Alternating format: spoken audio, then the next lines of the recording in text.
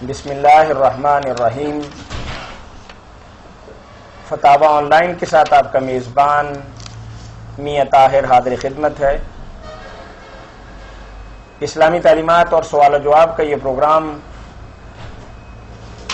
مرکز الحرمین الاسلامی ستیانہ روڈ فیصل آباد پاکستان سے گلیکسی کیبل نیٹ ورک کے تعاون سے ہر روز عصر تا مغرب براہ راست آپ کی خدمت میں پیش کیا جاتا ہے۔ اپنے دینی، معاشی، معاشرتی، اجتماعی اور طلاق و میراث کے حوالے سے قرآن و سنت کی روشنی میں جواب حاصل کرنے کے لیے ہمیں کال کیجیے۔ کال کرنے کے لیے ہمارا ٹول فری نمبر ہے 0800 11 اس پروگرام میں آپ کی طرف سے آنے والی فون کالز اور براہ راست پوچھے گئے سوالات کے جوابات ممتاز عالم دین، مدبر، محقق، مفسر، محدث، مفتی اعظم پاکستان مولانا محمد اسحاق حافظہ اللہ مرحمت فرماتے ہیں۔ کال کرنے کے لیے ہمارا ٹول فری نمبر دوبارہ نوٹ کر لیں 0800 11 جی مولانا، ہمارے پاس رمضان المبارک کے حوالے سے ایک سوال ہے کہ چونکہ آخری عشرہ شروع ہونے والا ہے اور بھائی کہتے ہیں کہ میں اعتکاف بیٹھنا چاہتا ہوں، اعتکاف بھی فضیلت واضح کر دیں اور اعتکاف بیٹھنے کا صحیح وقت جو ہے اور خاص طور پر اعتکاف ختم کرنے کا وقت بھی مجھے بتا دیں۔ جزاکم اللہ خیر۔ کال لیتے ہیں جی۔ السلام علیکم۔ وعلیکم السلام۔ جی بھائی۔ سر مولانا صاحب صاحب۔ جی جی سر میں ان سے پوچھنا چاہتا ہوں کہ یہ کیا تراویح پڑھنی جائز ہیں؟ جائز ہیں، بالکل جائز ہیں بھائی۔ یہ مولانا کیوں کہیں گے کہ جائز نہیں ہے؟ نہیں، یہ کتنی پڑھنی چاہیے؟ ہاں، یہ سوال ہے کہ تراویح کتنی پڑھنی چاہیے مولانا؟ جی۔ نماز تراویح جو ہے اس کے بارے میں یہ بات تو تقریباً سارے لوگ مانتے ہیں کہ اللہ کے رسول علیہ السلام نے 8 پڑھی ہیں، اس سے زائد نہیں پڑھی۔ اس میں کوئی جھگڑا نہیں ہے، خواہ مخواہ بحث کوئی کرتا رہے تو سنت جو ہیں وہ 8 ہیں، مگر زیادہ پڑھنا کوئی منع نہیں، نفل جو ہوتے ہیں اس کو منع تو نہیں کیا گیا۔ اس لیے صحابہ کرام میں سے لوگوں نے 20 پڑھے، بعد میں مسجد نبوی میں 36 کی بھی جماعت ہوتی رہی، اس سے زیادہ کے بھی لوگ قائل ہیں تو کوئی بات نہیں۔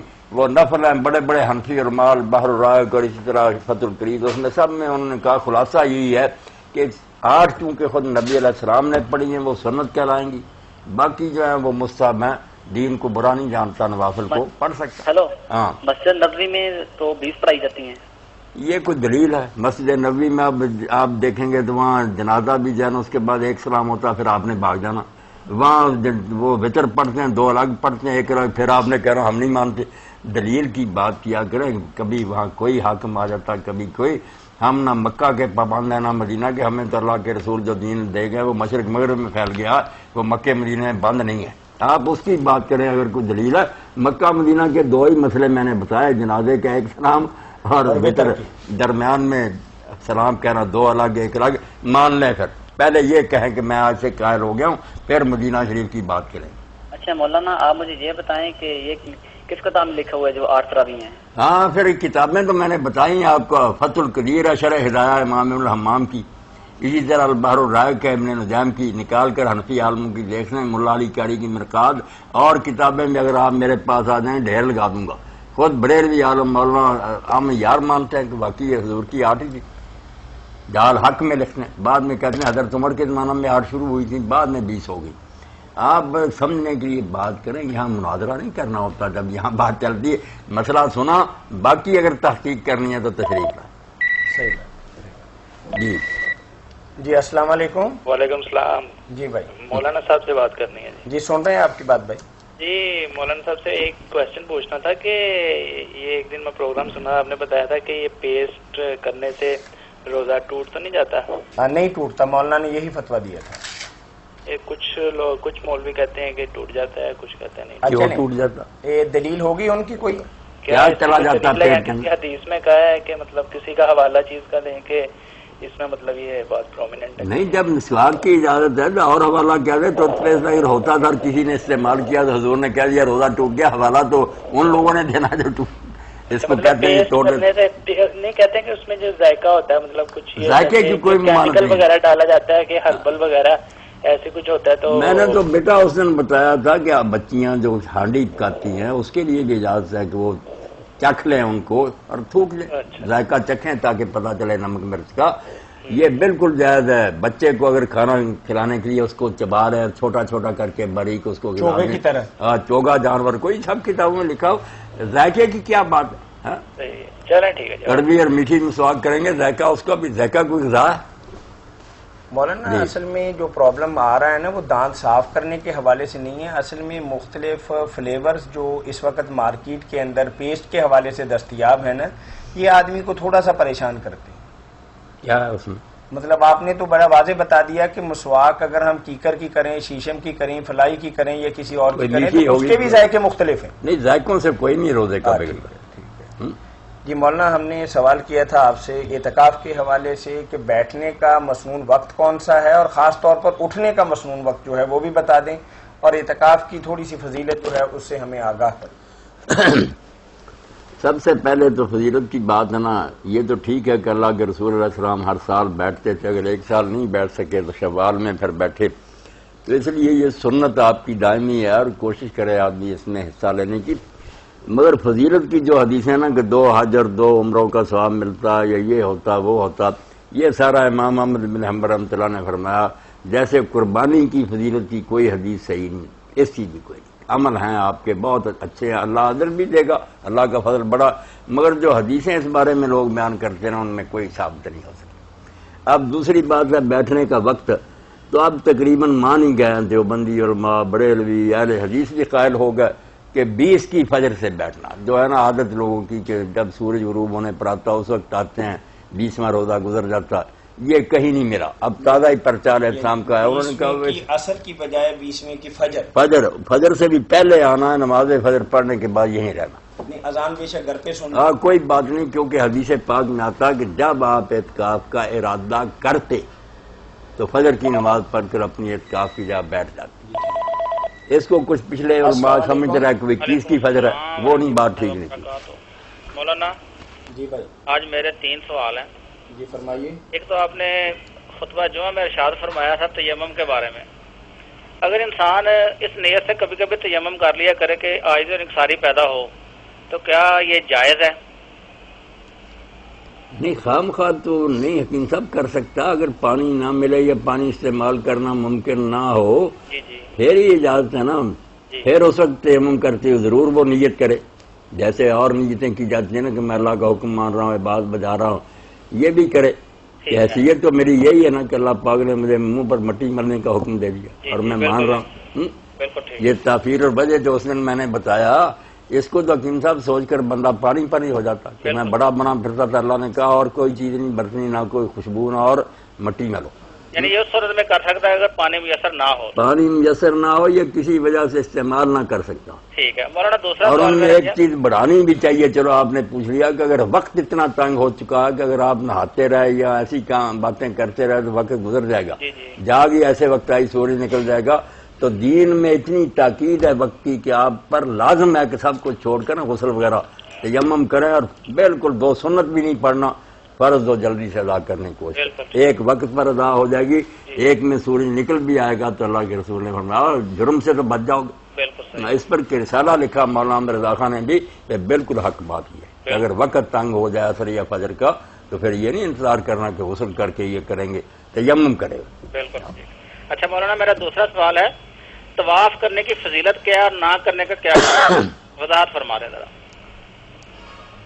جو آپ نے پوچھا طواف نہ کرنے کا کیا گناہ، یہ تو بات ہے نا کہ حج اور عمرے کے جو طواف ہیں لازم ہیں وہ تو نہ کرے گا تو حکیم صاحب پھر ساری محنت ہی جائے گی، نہ عمرہ ہوا نہ حج ہوا۔ یہ سوال لگ رہا ہے اپنا، کیا نفلی طواف نبی صلی اللہ علیہ وسلم سے ثابت ہے؟ نفلی طواف آپ سے تو ثابت نہیں ہوئے، ٹھیک ہے، اسی لیے شیخ الاکبر کہتے ہیں کہ اتباع کا تقاضا تو یہ ہے کہ بس آدمی حج میں 3 طواف ہی کرے اور بس، اور اگر زیادہ کرے تو چلو ممانت بھی کہیں نہیں آئی، حضرت ابن عباس رضی اللہ عنہ کا ایک قول بخاری شریف میں موجود ہے کہ عمرہ کرنے کے بعد احرام کھول کر حج تک تم کر سکتے ہو، اس لیے مانیں گے کہ جائز، مگر آپ نے نہیں کی، صحیح ہے، بلکہ آپ نے مسجد میں آ کر نماز بھی نہیں پڑھی، کیمپ باہر لگایا ہوا تھا، وہاں ہی نماز پڑھتے تھے، قریب ہی نہیں آئے کعبے کے، بس عمرہ کیا اور چلے گئے وہاں باہر۔ اچھا ایک بات میں نے اور بھی بتائی ہے، وہ بھی لوگوں کے علم میں ہونی چاہیے کہ سارا حرم جو ہے نا 8-9 میل کا ایریا، اس میں ثواب 1 لاکھ کا ہی ہے، مسجد کی طرف بھاگنے کی ضرورت نہیں، اپنے اپنے محلے کی مسجدوں میں پڑھیں، طواف کرنے کی خواہش ہو تو شوق پورا کریں، پھر جہاں رہائش رکھی ہے وہاں نماز پڑھ سکتا ہے بالکل اپنے نزدیکی اپنے مسجد میں، جہاں ٹھہرا ہوا ضروری نہیں، نہیں، وہ حرم ہی ہے سارا، یہ مسجد جو بنی ہوئی ہے نہیں حرم، میری مراد یہ ہے کہ وہ پورا علاقہ جو ہے نا جس میں مکہ آباد مسجد ہے، الحرام میرا مقصد یہ ہے۔ نہیں مسجد حرام تو لگا، حرم تو ہے نا 9 میل کا ایریا جس کے اندر شکار حرام ہے سارا، ایک طرف میدان عرفات جو ہے اس میں وادی اورنا تک ہے، ادھر تنعیم جہاں حضرت عائشہ صدیقہ رضی اللہ عنہا کی مسجد، یہ حدود ہیں، نشان لگے ہوئے سوال کیا بھائی؟ حرم کہلاتا۔ اچھا مولانا تیسرا سوال ہے، فطرانہ کے کون کون حقدار ہیں اور یہ کب ادا کر دینا چاہیے؟ فطرانہ کا کوئی حقدار نہیں، زکوٰۃ کے جو حقدار ہیں ان میں سے کوئی بھی نہیں کہ ادھر ادھر دے، یہ صرف مسکینوں کا حق، ایک ہی اس کا مطلب ہے کہ مسکین کو ڈھونڈ کرنا، اس کی عید کرائے، وہ اطمینان سے گھر بیٹھ کر اس دن عید منا سکے، اس دن نہ پریشان ہو کہ آج بھی ہم کیا کھائے پیئیں۔ ہاں یعنی تو کب تک مطلب ادا کر دینا چاہیے؟ یہ کب تک ادا کر دینا چاہیے؟ اب بھی ادا کر دینا چاہیے، اچھا ابھی سے کر سکتے؟ بالکل دے دیں غریبوں مسکینوں کو، وہ تسلی سے بیٹھ جائیں۔ تومۃ للمساکین آپ نے فرمایا کہ مسکینوں کی خوراک کا یہ انتظام کیا اللہ نے، ایک طرف روزے میں جو کمیاں رہ جاتی ہیں اس کا حل ہے کہ کچھ نہ کچھ ہم سے گناہ ہوتے ہی رہتے ہیں، اللہ معاف کرے گا، اور ساتھ یہ مسکینوں کی خوراک، اغنوا من الطواف فی ھذا الیوم، آج کے دن تو گلیوں میں گھومنے سے انہیں بچاؤ کہ مسلمانوں کا علاقہ اور مسلمان بیچارے مانگتے پھرے، جن کو مار پڑی ان کا تو علاج ہی کوئی نہیں، باقی تو ہو نا کہ وہ اپنے گھر میں آرام سے بیٹھ جائیں کہ ہمارے بھائیوں نے خبر لی، اتنا کوئی دے گا ہے۔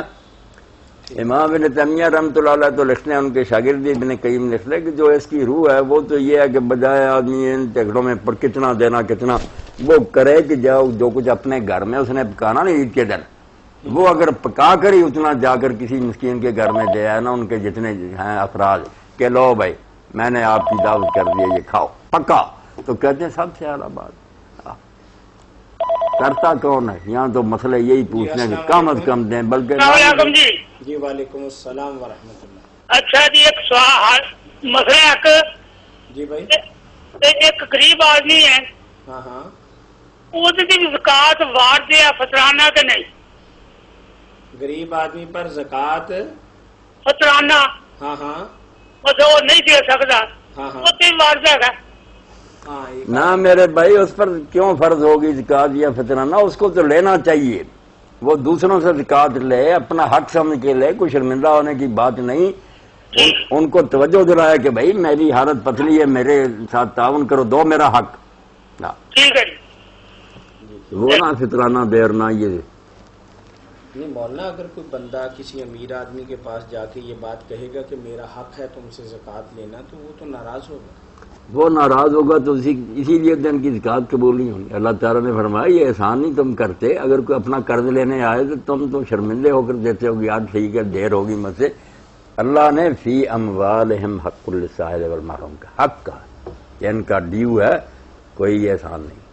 بدقسمتی سے یہی تصور ہو گیا نا، اہل ثروت جیسے دیتے ہیں غریبوں کو زکوٰۃ، یہ تو مزدوروں کو مزدوری جس طرح احسان کر کے دیتے ہیں نا، جیسے زکوٰۃ دیتے ہیں امیر، یہ اس وقت بھی دیتے تھے ظالم، اسی طرح اقبال نے حوالہ ہی دیا، بندہ مزدور کو مجد یوں ملتی رہی، اہل ثروت جیسے دیتے ہیں غریبوں کو زکوٰۃ، کھڑے رکھتے ہیں، جھڑکتے ہیں بیچاروں کو، تھوڑا بہت دے کر تانے دیتے ہیں۔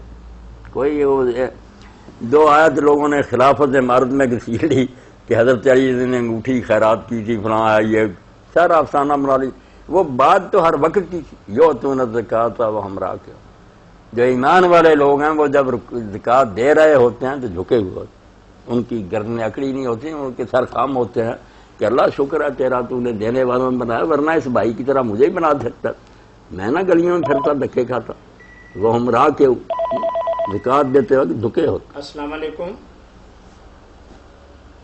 جی، السلام علیکم۔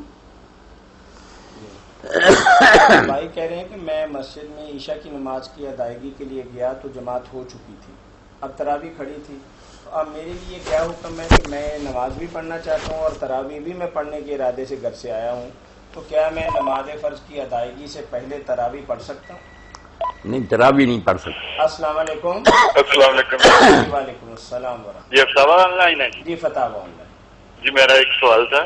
جی فرمائیے۔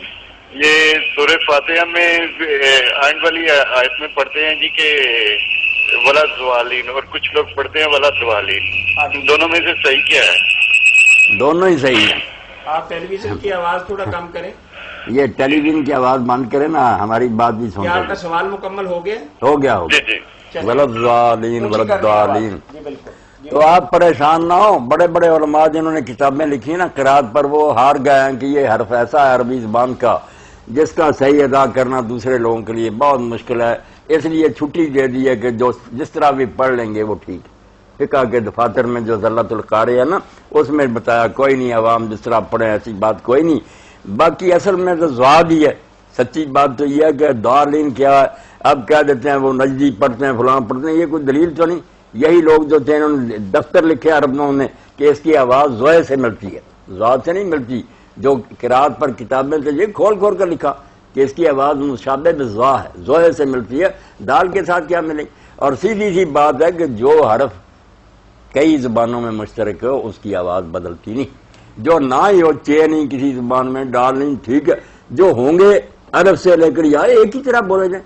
یہ عجیب بات ہے کہ عربی میں مرادن پڑھو، جب اردو کی باری آپ کو کیا مرض ہے، یا مرض کہیں گے، آپ کا کسی کے ذمہ قرض ہے، کوئی کہتا قرض، کوئی نہیں کہتا، آپ پر یہ فرض ہے۔ فتح آن لائن جی فتح آن لائن۔ تو ایک ہی حرف ہے۔ بات پوچھنی تھی کہ جو ہے مجھے کسی نے بتایا تھا کہ جی سورہ واقعہ 1000 دفعہ پڑھنے سے رزق میں برکت کے لیے نا، اور وہ انہوں نے کہا تھا کہ پہلے 20 روزوں میں اس کو کمپلیٹ کرنا ہے۔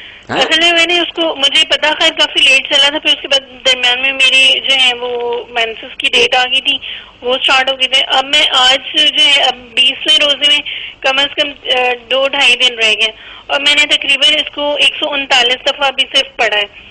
تو میں نے یہ پوچھنا تھا کہ 1000 دفعہ تو مطلب بہت زیادہ تعداد ہے، میں اس کو کمپلیٹ نہیں کر پاؤں گی، تو کیا اس کا کچھ اس کو کم تعداد میں پڑھا جا سکتا ہے، یا اس کو میں کسی اور سے مطلب مولوی صاحب کو گھر میں بلا کے پڑھا سکتی ہوں؟ یہ بڑا آسان کام ہے اور یہ بہت اچھا کام ہے۔ نہیں میری بہن بات آپ کی سنی، کیا کہا تھا کسی نے کہ 1000 مرتبہ پڑھو؟ بہن کہہ رہی ہیں کہ انہیں کسی نے بتایا تھا، کیونکہ آج کل ساری دنیا ایک عمل کام پر ہے کہ مطلب مسائل حل ہو جائیں، مسائل تو پریشان ہے کہ مالی معاملات کے حل کے لیے کسی نے مجھے وظیفہ بتایا تھا کہ 20 رمضان تک اگر کوئی بندہ یا بندی 1000 بار سورہ واقعہ پڑھے گا تو اللہ تعالیٰ اس کے دن پھیر دیں گے۔ ابھی بھی کہتی ہے کہ میں اپنی عادت کے باعث درمیان نے چھوڑ دیا، نہیں چھوڑ نہیں دیا، مطلب وہ کہہ رہی ہیں کہ مجھے پتہ بھی بعد میں چلا، اب 2 دن ہوئے ہیں نہیں مجھے پتا چلا تھا، اصل میں درمیان میں میرے پیریڈز آ گئے میں وہی تھے۔ بات کہی ہے نا، جب پتہ چلا تو آپ یہ کام کر نہیں سکتی تھی۔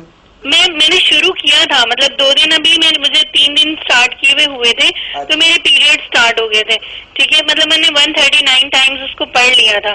باقی تعداد جو ہے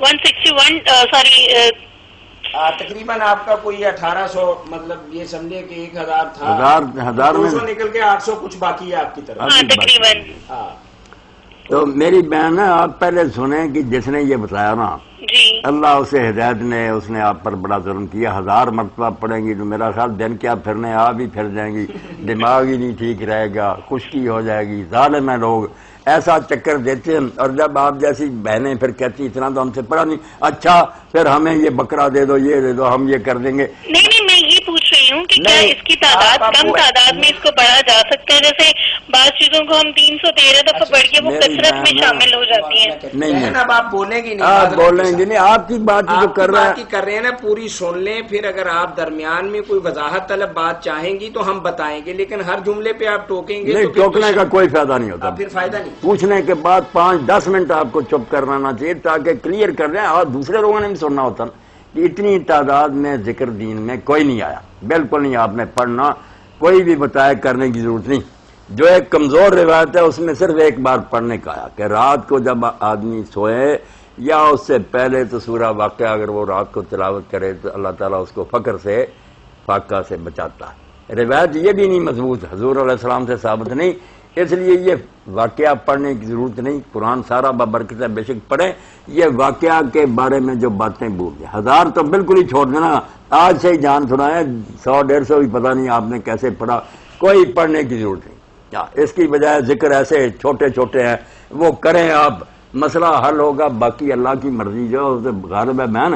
لا الہ الا اللہ الملک الحق المبین 100 مرتبہ اس کو فجر کے بعد پڑھنا شروع کریں، واقعہ 1000 مرتبہ پڑھ کر کیا بنے گا، آپ خود ہی نہیں تندرست رہیں گے۔ جی بہن، لا الہ الا اللہ الملک الحق المبین، رات کو ایک بار پڑھنے کا ذکر تھی وہ بھی نہیں، لا الہ الا اللہ، پہلے لا الہ الا اللہ، پھر الملک الحق المبین، 3 نام اللہ پاک کے آگئے، لا الہ الا اللہ الملک الحق المبین 100 مرتبہ فجر کے بعد، انشاءاللہ اللہ فضل فرمائے آپ گا۔ مولانا کی بات کو سمیٹتے ہیں۔ مولانا نے فرمایا کہ آپ کو اگر کسی نے 1000 دفعہ سورہ واقعہ پڑھنے کا بتایا تو قرآن و سنت کی روشنی میں نبی کریم صلی اللہ علیہ وسلم کے معمولات مبارکہ سے قطعاً ثابت نہیں۔ ہاں آپ پورا قرآن پڑھیں، برکت والی بات ہے اور بہت اچھی بات ہے۔ جی ٹھیک ہے، شکریہ۔ تو اس کو 100 دفعہ پڑھنا ہے فجر کے بعد کتنے دن تک؟ نہیں پڑھتی رہے، میں نے تو عادت بنائی، حالانکہ مجھے اس وقت کوئی پریشانی الحمدللہ سب کو، مگر پڑھتا رہتا ہوں، چھوڑتا نہیں، کوئی ایسا مرحلہ نہیں آنا چاہیے آدمی کہ آپ کام نکل گیا آپ کو اللہ کو کیا یاد کرنا۔ نہیں میں ویسے پوچھ رہی ہوں کہ اس کو مطلب پڑھتے رہنا ہے، نہیں پڑھتے ہی رہے، مخصوص تعداد ہے؟ نہیں انشاءاللہ 100 مرتبہ کچھ بھی نہیں، بات صاحب میرے بھائی بہن ہمیشہ عادت بنا لیں، فجر کے بعد یہ پڑھ لیا کہ لا الہ الا اللہ الملک الحق المبین۔ اچھا ٹھیک ہے، تھینک یو سو مچ، اللہ تعالیٰ فضل فرمائے۔ اللہ حافظ۔ جی مولانا تراویح کے متعلق کہ بندہ کہتا ہے کہ جی السلام علیکم۔ وعلیکم السلام میاں صاحب، میں آپ کو تھوڑا سا انفارم کرنے لگا ہوں، جی جی، آپ کی آواز نہیں صحیح آ رہی، بالکل مدھم آواز آ رہی ہے، تو یہ میرا تو گلا بیٹھا ہوا ہے شاید اس وجہ سے، مولانا کی صحیح آ رہی ہے؟ مولانا کی ٹھیک آ رہی ہے، ہاں کوئی بات نہیں، اچھا ٹھیک ہے، بس میں یہ ذرا بارک اللہ، کوئی دوائی بھیجیں گے تو معاملات ٹھیک ہوگا انشاءاللہ۔ جی جی مولانا آپ فرما رہے ہیں کہ اگر بندہ عشاء کی نماز کی ادائیگی کے لیے گیا اور تراویح ہو رہی ہے تو تراویح نہیں پڑھے گا، پہلے عشاء کے فرض عشاء پڑھے گا، پڑھے، پھر تراویح کے اندر شامل عشاء ہوگا۔ ترتیب یہی ہے نا کہ پہلے نماز عشاء پڑھی جائے، چھوٹا سا سوال لیں گے۔ اس کی 2 سنتیں پڑھی جائیں، پھر نوبت آتی ہے نا قیام اللیل وعلیکم کی۔ السلام ورحمۃ اللہ۔ سر یہ میں پوچھنا چاہتا ہوں، یہ جو حمزہ پڑھتے ہیں الصلاۃ والسلام علیک یا سیدی یا رسول اللہ، یہ کہ پڑھنا جائز ہے یا نہیں جائز؟ جائز ہے، جائز ہے، پڑھے یہ یاد ہے، یہ جائز ہے؟ ہاں جائز۔ بالکل یاد پڑھا کرے، ایک وہ پوچھ رہے تھے عشاء کی وتر ہے نماز میں تراویح، بھی پڑھ دیتا ہوں الصلاۃ والسلام علیک یا رسول اللہ، الصلاۃ والسلام علیک یا حبیب اللہ، کوئی بات نہیں، پڑھیں شوق سے پڑھیں۔ وطر کی کیا بات کر رہے تھے آپ؟ سر میں پوچھوں جو عشاء کے بعد نماز وتر پڑھتے ہیں، وہ جو ایک بندہ آتا ہے وہ جماعت کا نماز نہیں پڑھتا عشاء کی، یعنی کہ رمضان مبارک کی بات کر رہا ہوں، وہ جو وتر کو جماعت کے ساتھ پڑھ سکتا ہے؟ اگر یہ پڑھ سکتا ہے تو کس حوالے سے پڑھ سکتا ہے؟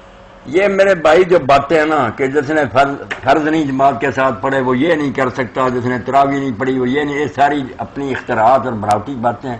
جو جماعت کے ساتھ نصیب ہوا وہ پڑھ، تراویح ہے یا وتر ہے پڑھ لے۔ یہ باتیں جنہوں نے بھی لکھی نا سب میرے سامنے فقہا کی باتیں بے دلیل باتیں ہیں، کہیں منع نہیں کیا گیا کہ اگر وہ نہیں پڑھ سکا تو یہ بھی نہیں پڑھ سکتا۔ آپ نے تراویح جماعت سے پڑھی، ٹھیک نہیں پڑھی تو وتر ہو رہے ہیں، وتر پڑھ۔ جزاکم اللہ۔ جی السلام علیکم۔ وعلیکم السلام۔ جی نیازی صاحب، یہ ایک سوال ہے جی، جی فرمائیے۔ متعدد احادیث میں ارشاد ہوا ہے کہ جب بندہ نماز کو کھڑا ہوتا ہے فرشتہ اس کے منہ پر اپنا منہ رکھتا ہے، فرشتہ اس کے منہ پر اپنا منہ رکھتا ہے، یہ جو پڑھتا ہے اس کے منہ سے نکل کر فرشتے کے منہ میں جاتا ہے۔ اس وقت اگر کھانے کی کوئی شے اس کے دانتوں میں ہوتی ہے، ملائکہ کو اس سے ایسی سخت ایذا ہوتی ہے کہ اور شے سے نہیں ہوتی۔ یہ کس کتاب سے آپ پڑھ رہے ہیں؟ کائنڈلی ذرا واضح کریں گے؟ مطلب جب نماز میں سمجھ گیا، آپ کس کتاب سے پڑھ رہے ہیں یہ حدیث؟ کتاب یہ ویسے آداب تام اس کا نام ہے، یہ نہیں آداب تعام نے کوئی حوالہ تو دیا ہوگا کہ یہ اردو ڈائجسٹ سے انہوں نے لی ہے یا سیارہ سے لی ہے یا کسی حدیث کی کتاب سے لی ہے؟ میرے خیال ہے حدیث کی کتاب سے۔ نہیں خیال نہیں، آپ بتائیں نا کہ یہاں کوئی حوالہ کوٹ کیا ہے یا ویسے ہی لکھ دی ہے بات؟ نیازی صاحب یہ باتیں جو ہے نا کہ دانت صاف رکھے جائیں، منہ میں اگر کوئی ہے ذرہ باقی خوراک کا تو وہ حلال کر کے نکال، یہ تو صحت کے لحاظ سے اچھی ہیں، بہت ٹھیک باتیں ہیں، مگر جو ہے نا گھڑی سے پاک ہے، فرشتے ہیں، وہ ہے، یوں ہے، یہ باتیں نہیں ٹھیک ہے. کنزل مال جلد نمبر 9. کنزل مال کے ڈباچے میں نیازی صاحب بتا دیا. اب کیا کریں, شیخ علی متقی نے وہ اتنا ہزاروں کا دفتر بنایا, اکٹھا کیا, کتابوں کے حوالے دیے, مگر آغاز میں بتا دیا کہ یہ کتابیں جو ہیں ان کے ساتھ میں نہیں لکھوں گا کہ یہ ضعیف ہے. اب کتاب کا نام بتاتے تو میں بتا دیتا کہ یہ تو ڈباچے میں بتایا کہ ان کے ساتھ مجھے لکھنے کی ضرورت نہیں کہ یہ ضعیف ہیں. یہ شروع سے آپ سمجھ لیں کہ یہ ساری کی ساری ضعیف ہیں. اچھا, ابتدا میں بتا دی انہوں نے کتاب میں کہ یہ کتابیں جو میں نے اکٹھی کر لی ہیں جو کچھ بھی ہے, مگر میں بتا دیتا ہوں کہ یہ کتابیں جو ان کا حوالہ نہ کوئی دے, یہ ساری روایتیں ضعیف. یہ شیخ علی متقی رحمۃ اللہ نے ڈباچے میں لکھ لی. اس کے لیے کنزل مال کا کیا کہنا ہوتا وہ تو بتا چکے کہ یہ باتیں نہیں ٹھیک. چلیں, بہت شکریہ نیاز جی. ٹھیک. مولانا بعض لوگ ایسا کرتے ہیں کہ تراویح کی جماعت 2 رکعتوں کے ساتھ اپنے 2 فرض جو ہیں وہ عشاء کے پڑھ لیتے ہیں اور 2 بعد میں کھڑے ہو کر پڑھ لیتے ہیں, کہ ایسا کرنا جائز ہے؟ ایسے کرنے والے لوگ السلام علیکم. یہ طریقہ کوئی نہیں. وعلیکم السلام. جی وعلیکم السلام. جی مفتی صاحب ہیں؟ جی مفتی صاحب سن رہے ہیں آپ کی بات. خیریت, میں پوچھنا چاہتا ہوں یعنی کہ اللہ تعالیٰ نے قرآن پاک میں فرمایا کہ میں ہاتھوں سے پاک ہوں, یعنی کہ میں زبان سے پاک ہوں, لیکن ایک طرف اللہ تعالیٰ فرماتا ہے کہ یہ تمہیں شیطان کو جو کنکریاں ماریں گے, تو نہیں ماری ہے, میں نے ماری ہے, یہ لفظ بولا ہے, تو نہیں بولا, یہ میں نے بولا. اس کا کیا بولا ہے, وسیلے کیا ہے, وسائل بتائیں, تفصیل کا بتانا مولانا. آپ کا میں سمجھا ہوں, کچھ بات بھائی سے شیئر کرتے ہیں. تو بھائی کہہ رہے ہیں کہ بعض جگہ تو یہ آتا ہے کہ اللہ تعالیٰ کہتے ہیں کہ میرے ہاتھ نہیں ہے اور میری بات بھی نہیں ہے, اور کس جگہ پر اللہ تعالیٰ کہتے ہیں جو تم شیطان کو کنکریاں مارتے ہو یہ تم نہیں مارتے, حقیقت میں مارتا ہوں, اور وہ بات جو تمہارے منہ سے نکلتی ہے وہ تم نہیں کہتے میں کہتا ہوں. یہ بھائی نے کوئی حوالہ کوٹ کیا ہے اور یہ سوال آپ سے پوچھ رہے ہیں کہ یہ بات درست ہے. کون سا حوالہ دیا؟ حوالہ نہیں دیا, مطلب 2 باتیں پوچھی ہیں کہ ایک جگہ ایسی بات ہے اور دوسری جگہ ایسی بات ہے. نہیں, جو بھائی یہی سوال ہے نا آپ کا. جی اس کی وجہ کیا ہے؟ اللہ تعالیٰ ایک جگہ فرماتا ہے میں زبان سے پاک ہوں, دوسری جگہ فرماتا ہے بھائی ہم یہ آپ سے پوچھنا چاہتے ہیں کہ اللہ تعالیٰ نے پہلی بات آپ کو کہاں فرمائی ہے, یہ بات آپ بتا دیں ہمیں. جو آپ نے کہا زبان کی بات تو ٹھیک ہے کہ اللہ کے بارے میں نہیں آئی, نہ یہی آیا ہے نہیں زبان اس کی, یا یہ ہے, مگر ہاتھ تو آیا نا دین میں, جو بھی اس کا مطلب ہے. میرے خیال میں یہ ہے نہیں, وہ ہاتھ کا تو ذکر قرآن میں آتا نا اللہ کا. آپ کہتے ہیں اللہ کہتا ہے میرا ہاتھ نہیں, کہاں کہا اس نے میرا ہاتھ نہیں؟ اب آپ مان گئے کہ اللہ تعالیٰ خود فرماتا ہے میرے ہاتھوں سے پاک ہوں, ہر چیز سے میں خود پاک ہوں. نہیں, یہ کہاں ہے؟ آپ نے تو خود آیت پڑھی ید اللہ کا ہاتھ, بید الملک, اللہ کے ہاتھ میں بادشاہی. رسول اللہ فرماتے ہیں صدقہ جب کرتا ہوں دائیں ہاتھ سے قبول کرتا. آپ نے یہ کہاں سے لیا کہ اللہ نے کہہ دیا میرا ہاتھ نہیں؟ وہ پڑھے نا, میں نے بھی آپ علماء کرام سے سنا نا. نہیں, علماء کرام الگ بات ہے. آپ فرماتے تھے کہ اللہ کہتا, اللہ نے تو کہا, پھر وہ قرآن سے دکھانا پڑے گا. جی اللہ کا ہاتھ ہے, وہ ہماری طرح کا نہیں. زبان کا لفظ کیا ہے؟ زبان کا لفظ نہیں آیا دین میں کہ ہے یا نہیں ہے, کلام کا آیا کہ اللہ کلام کرتا ہے. اللہ تعالیٰ فرماتا ہے یہ تو نہیں بولا, یہ میں نے بولا ہے خود. نہیں, میں نے بولا, سن لینا, میں نے نہیں بولا, آپ نے نہیں بولا, یہ باتیں نہیں آئی. صرف یہ آیا کہ اللہ کے رسول جو مٹھی پھینکی تھی نا وہ تو نے نہیں پھینکی, اللہ نے پھینکی. اسی طرح آیا کہ اللہ کا ہاتھ ہے ان کے ہاتھوں پر, یہ بات آئی ہے. یہ جو نا کہ جی السلام علیکم. میں بولا نہیں آئی. جی بہن, میں یہ پوچھنا چاہتی ہوں کہ عورتوں کا بال کٹوانے کے بارے میں اسلام میں کیا ہے, کٹوانے چاہیے کہ نہیں, کٹوا سکتی ہیں کہ نہیں؟ عورتیں میری بہن بال کٹوا سکتی ہیں, دین میں اس کی اجازت ہے. صحیح مسلم میں کہ اللہ کے رسول علیہ السلام کے ازواج مطہرات امہات المومنین جو نا وہ کانوں تک رکھ کر بال اپنے کٹواتی تھیں, یہ بالکل صحیح بات ہے. تو یہ پھر پلکنگ بھی کروا سکتی ہیں؟ نہیں, پلکنگ وغیرہ نہیں کرانے کا حکم آیا, نہ کوئی اجازت. بال کٹوا سکتی ہیں, وہ بھی پردہ, مردوں سے جا کر نہیں کٹوانے. یہ کہتے نا سنگار وغیرہ تو اپنے خاوند کے لیے, یہ تو یہ سنگار میں نہیں شامل ہوتا. نہیں, سنگار کریں آپ, سارا کچھ ٹھیک ہے, مگر یہ نہ ہو کہ سنگار پھر جو ہے نا وہ دوسروں کے کام آئے. نہ شیطان, اللہ پناہ دے, شیطان گمراہ کر دیتا نا, بن سور کر پھر لڑکیاں باہر پھرتی ہیں, لوگوں کو بال بھی دکھاتی پھرتی ہیں. اب تو دوپٹہ بھی کروانا مجبوری بن جائے کسی کی تو پھر کیا کرے؟ نہیں, کوئی بات نہیں, کر لے وہ سب. زیادہ ان باتوں کو قرید نہ کرے, آپ کر لیں جو کرنا, خاوند کو خوش کرنے کے لیے کر لیں, زیادہ نہ اشتہار دیں. اچھا جی, بہت بہت شکریہ. جی تراویح اور فرض. ام المؤمنین عائشہ رضی اللہ عنہا فتح الباری میں ابن حجر لکھتے ہیں کہ پوچھا میرا خاوند چاہتا کہ بال نوچوں وغیرہ, انہوں نے کہا جس سے تیرا خاوند خوش ہوتا کر لیا کر. السلام علیکم. السلام علیکم جی جی وعلیکم السلام ورحمۃ اللہ. سر مولانا صاحب سے سوال یہ کرنا تھا. جی فرمائیے. تقدیر کے بارے میں 3 دن پہلے مولانا صاحب نے فرمایا تھا کہ جو لکھا ہے وہی ہوتا ہے. جو لکھا اللہ نے وہ دعا بھی کرے گا, وہی تقدیر میں لکھا جو بھی ہوگا. جی جی.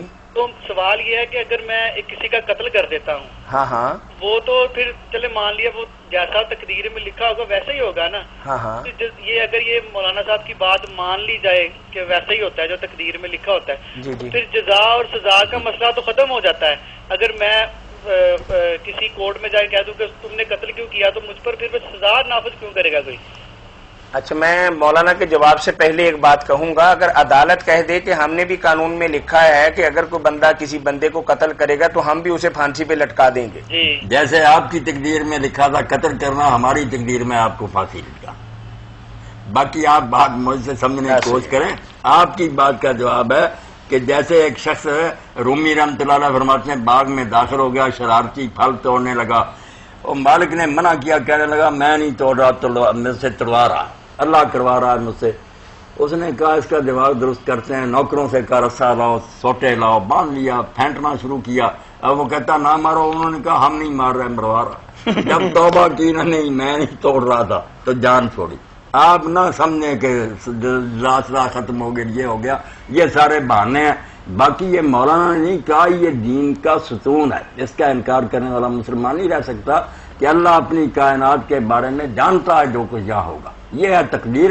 وہ دنیا چلا رہا تو یہ نہیں کہ اس کو خبر ہی نہیں کہ اس میں کیا ہونا. یہاں ایجنسیاں بنائی ہوئی ہیں کہ پتہ رکھو ملک میں کیا رہا, مجبور ہے انسان. اللہ کو نہ پتا, ساری دنیا تباہی کر دے, اس کا کارخانہ جانتا. باقی یہ جو آپ نے کرنا پڑے گا یہ آپ اپنی طرف سے کرتے ہیں. میں کبھی نہیں کہتا کہ کرنا پڑے گا, تم جو کرو گے وہی تقدیر میں لکھا ہوا. فکرہ الٹ دیا کرو کہ جو انسان یہاں اپنی مرضی سے کرے گا وہ اللہ پاک کے پاس پہلے ہی لکھا, وہ جانتا. جاننے سے کہ مجبور کر دیتا کوئی آدمی. میں یہ حرام دادے کے بارے میں کہتا ہوں یہ قتل کرے گا, اب وہ قتل تو وہ کرتا, میں تو اس کی نیت بھانپ کر کہتا ہوں علم کو الگ رکھیں کہ اللہ جانتا ہے جو کرے. یہ شیخ اکبر نے بہت پیاری بات کی. کیوں نہیں لوگ سادہ سب, مجھے کبھی اردو نہیں کہ ہم آزاد ہیں, مجرم ہیں, سزائیں بھگتیں گے. اللہ پیشگی جانتا, تو یہ تو اس کا کمال ہے کہ ہم کیا کریں. وہ ہمیں مجبور نہیں کرتا, یہ نہیں کہتا کہ کرو, کرنا پڑے گا. یہ کہا لکھا کریں گے لوگ حرام زادے اپنی مرضی سے. تو شیخ اکبر فرماتے ہیں اگر قیامت کے دن انسانوں نے کہا کہ تو نے لکھا تھا اس لیے ہم نے کیا, تو اللہ کہے گا نام مرادو, مجھ کو لکھنا پڑا کیونکہ تم نے کرنا تھا. اگر تم نے نہ کرنا ہو, تمہیں جو عقل دی تھی سمجھایا تھا پیغمبروں نے, تم دوسرا بھی کر سکتے تھے, مجبور نہیں تھے. مگر جب تم نے کرم, میں غلط کیوں لکھتا, نماز تو نے نہیں پڑھنی تھی, میں غلطی لکھ دیتا پڑھنی. جنہوں نے پڑھنی ہے پوری, آپ آزاد ہیں بالکل اپنی مرضی سے, بے فکر ہو جائیں, بھول جائیں کہ کچھ بھی نہیں لکھا. پھر جو کریں گے نا وہ اللہ تعالیٰ پیش کی جانتا. بس بات. السلام علیکم. اور کچھ نہیں کہتی. جی وعلیکم السلام ورحمۃ اللہ. خیریت رفیقہ. جی السلام علیکم. وعلیکم السلام. مولانا صاحب سے بات کریں. بول رہا ہوں. میں سن رہا ہوں. مولانا صاحب ایک تو یہ سورۃ فاتحہ کے بارے میں پوچھنا ہے. یہ تفسیر لکھی ہے مولانا صلاح الدین یوسف سورۃ فاتحہ کی. اس میں ایک جگہ پر اس نے وہ بتایا کہ صحیح بخاری, امام بخاری نے باب باندھا ہے, باب وجوب القراءۃ للامام والماموم فی الصلاۃ کلھا فی الحضر والسفر وما یجہر فیہا وما یخاف. انہوں نے کہا کہ انہوں نے یہ جب باب باندھا ہے نا, تو اس کا مطلب ہے کہ امام کے پیچھے ہی سورۃ فاتحہ پڑھنی واجب ہے. یہ بھائی باب میرے علم میں نہیں, مگر یہ کوئی دلیل ہے کہ امام بخاری یا دوسرے کچھ لوگ اگر سمجھتے ہیں کہ آدمی کو ہر رکعت میں سورہ فاتحہ پڑھنی چاہیے یا امام یا مفتی ہو, یہ تو ان کا خیال ہی ہے نا, حدیث تو کوئی نہیں. اسی طرح دوسرے لوگوں نے باب باندھے ہیں کہ صرف جہری نمازوں میں آدمی چپ رہے گا, سری میں پڑھے گا. کسی نے باب باندھا کہ مفتی سرے سے قرات نہیں کرے گا. وہ تو جیسا جیسا کسی کا ذہن ہے اس نے اپنے نظریے کے مطابق ہیڈنگ تو لکھنا ہے. یہ کوئی نہیں دلیل, نیچے دیکھنا کہ دلیلیں جو دی ہیں اس میں یہ بات آئی ہے کہ مفتی پڑھے فلاں. امام بخاری رحمۃ اللہ علیہ کو اسی لیے میرے بھائی الگ رسالہ لکھنا پڑا. احساس انہیں بھی تھا کہ جو حدیثیں میں نے صحیح میں دی ان میں تو بات ہی نہیں, ان میں مفتی کا کوئی ذکر نہیں. مجبور ہو گیا کہ الگ رسالہ جو ہے نا وہ لکھا, اس میں کمزور باتیں نہیں پھر لینی پڑی, پکی نہیں ملی کوئی. یہ بات اتنی آسان نہیں. کیوں لوگوں کی نمازوں پر حملہ کرتے ہیں, جو نہیں پڑھ رہے وہ بھی ٹھیک کر رہے ہیں. وہ کہتے ہیں امام جو ہے وہ کس لیے بنا, اگر اس کا پڑھنا ہمارے لیے کافی نہیں.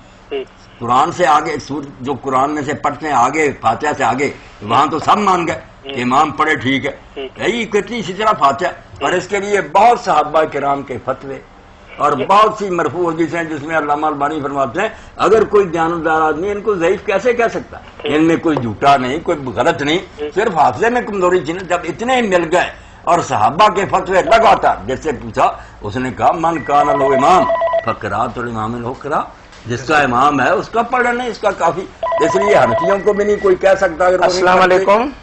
السلام علیکم جی وعلیکم السلام ورحمۃ اللہ۔ طاہر بھائی کیسے ہیں؟ ٹھیک ٹھاک؟ جی اللہ کا احسان بھائی۔ مولانا صاحب ٹھیک ٹھاک ہے؟ جی الحمدللہ۔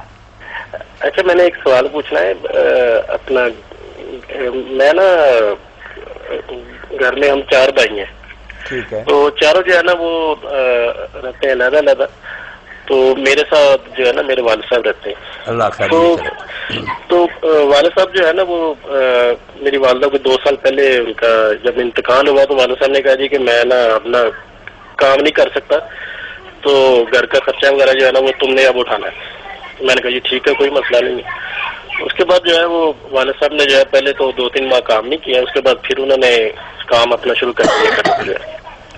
اب وہ کام کرتے ہیں ماشاءاللہ، اچھا ہے ان کا کام شام، تندرستی تو تندرست ہے اللہ کا شکر ہے۔ تو وہ جو ہے نا میں نے کہا جی کئی دفعہ میں پرائیویٹ جاب کرتا ہوں میں، تو میں نے انہیں کہا جی کہ جو ہے نا آپ تھوڑا بہت گھر میں کوئی دے دیا کرے تھوڑا بہت خرچہ وغیرہ۔ انہوں نے کہا جی میں نہ بل دے سکتا ہوں، نہ میں کچھ اور کر سکتا ہوں۔ جو مجھ سے چھوٹا بھائی ہے نا وہ ابھی شادی نہیں اس کی ہوئی، میں جو اس کے لیے سب کچھ کر رہا ہوں۔ تو ماشاءاللہ اس کی پھر منگنی شنگنی بھی انہوں نے کی سب کچھ۔ تو کئی دفعہ ہوتا ہے کہ وہ جو ہے نا بات کو نا کلوز کرتے جائیں، کلوز ہے کہ مجھے جو ہے نا کئی دفعہ ہوتا ہے کہ میرے اس سے وہ گھر کا خرچہ پورا نہیں ہوتا، تو مجھے جو ہے نا وہ پھر کوئی غلط کام کر کے کہنے کہ دفتر میں جو ہے وہ پیسے کچھ آ جاتے ہیں، تو کیا میرا ایسا کرنا جو ہے وہ والد صاحب جو ہے وہ کہتے ہیں جی میں نہیں کر سکتا، تم جیسے ہے کرو تم، تو کیا میرا ایسا کرنا جو ہے وہ ٹھیک ہے؟ حالانکہ میں نے انہیں بتایا بھی ہے کہ میں کوئی غلط کام بات سمجھیے آپ کی میرے بھائی، جو آپ غلط کام کر کے لاتے ہیں نا یہ تو حلال نہیں ہو سکتا، یہ حرام ہی ہے نا۔ باقی اس میں قصوروار ابا جی بھی ہے، جب اللہ تعالیٰ نے دیا کما رہے ہیں اور آپ کو حصہ دے دیں تو آپ حرام سے بچ سکتے ہیں، تو خواب آپ کو اس مصیبت میں کام شام جو کرتے ہیں ماشاءاللہ ان کے بعد آپ بات سن لیں نا، 2-3 لاکھ روپے ان کے پاس سمجھا دیں۔ آپ نے بتا دیا کہ آپ کے ابا جان اب صاحب حیثیت ہیں، اگر چاہیں تو آپ کے ساتھ تعاون کر کے آپ کی مشکلات حل کر سکتے ہیں، لیکن کرتے نہیں۔ جی بالکل یہی سوال ہے نا آپ۔ اور اگلا حصہ آپ کا یہ تھا کہ آپ کے لیے کچھ ایسے ناجائز ذرائع آمدنی ہیں کہ وہ اختیار کر کے آپ اپنی ضروریات پوری کرتے ہیں۔ جی تو مولانا نے بتایا کہ آپ کے ابا جان جو کرتے ہیں جرم، اس جرم کی بنا پر آپ کو جرم کرنے کی اجازت نہیں ہے۔ آپ اگر اپنے ناجائز ذرائع سے آمدنی میں اضافہ کریں گے، گھر کے اخراجات کریں گے، آپ حرام کریں گے۔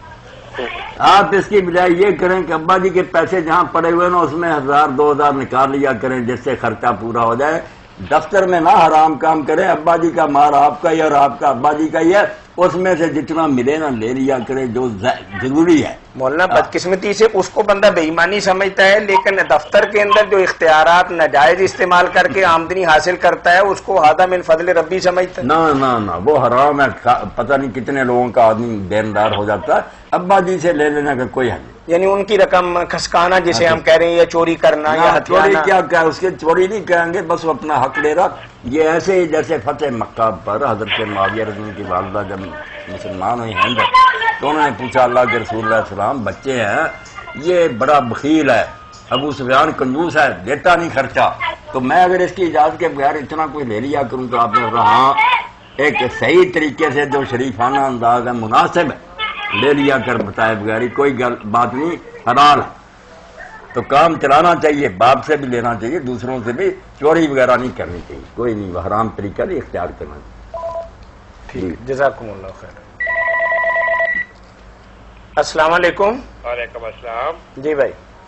ارے میں فیصل آباد سے بول رہا ہوں۔ جی فرمائیے۔ جب نماز پڑھتے ہیں ہم لوگ تو اس میں سے اذان میں سے جب محمد صلی اللہ علیہ وسلم کا نام آتا ہے تو اس بارے میں کیا کہنا چاہیے؟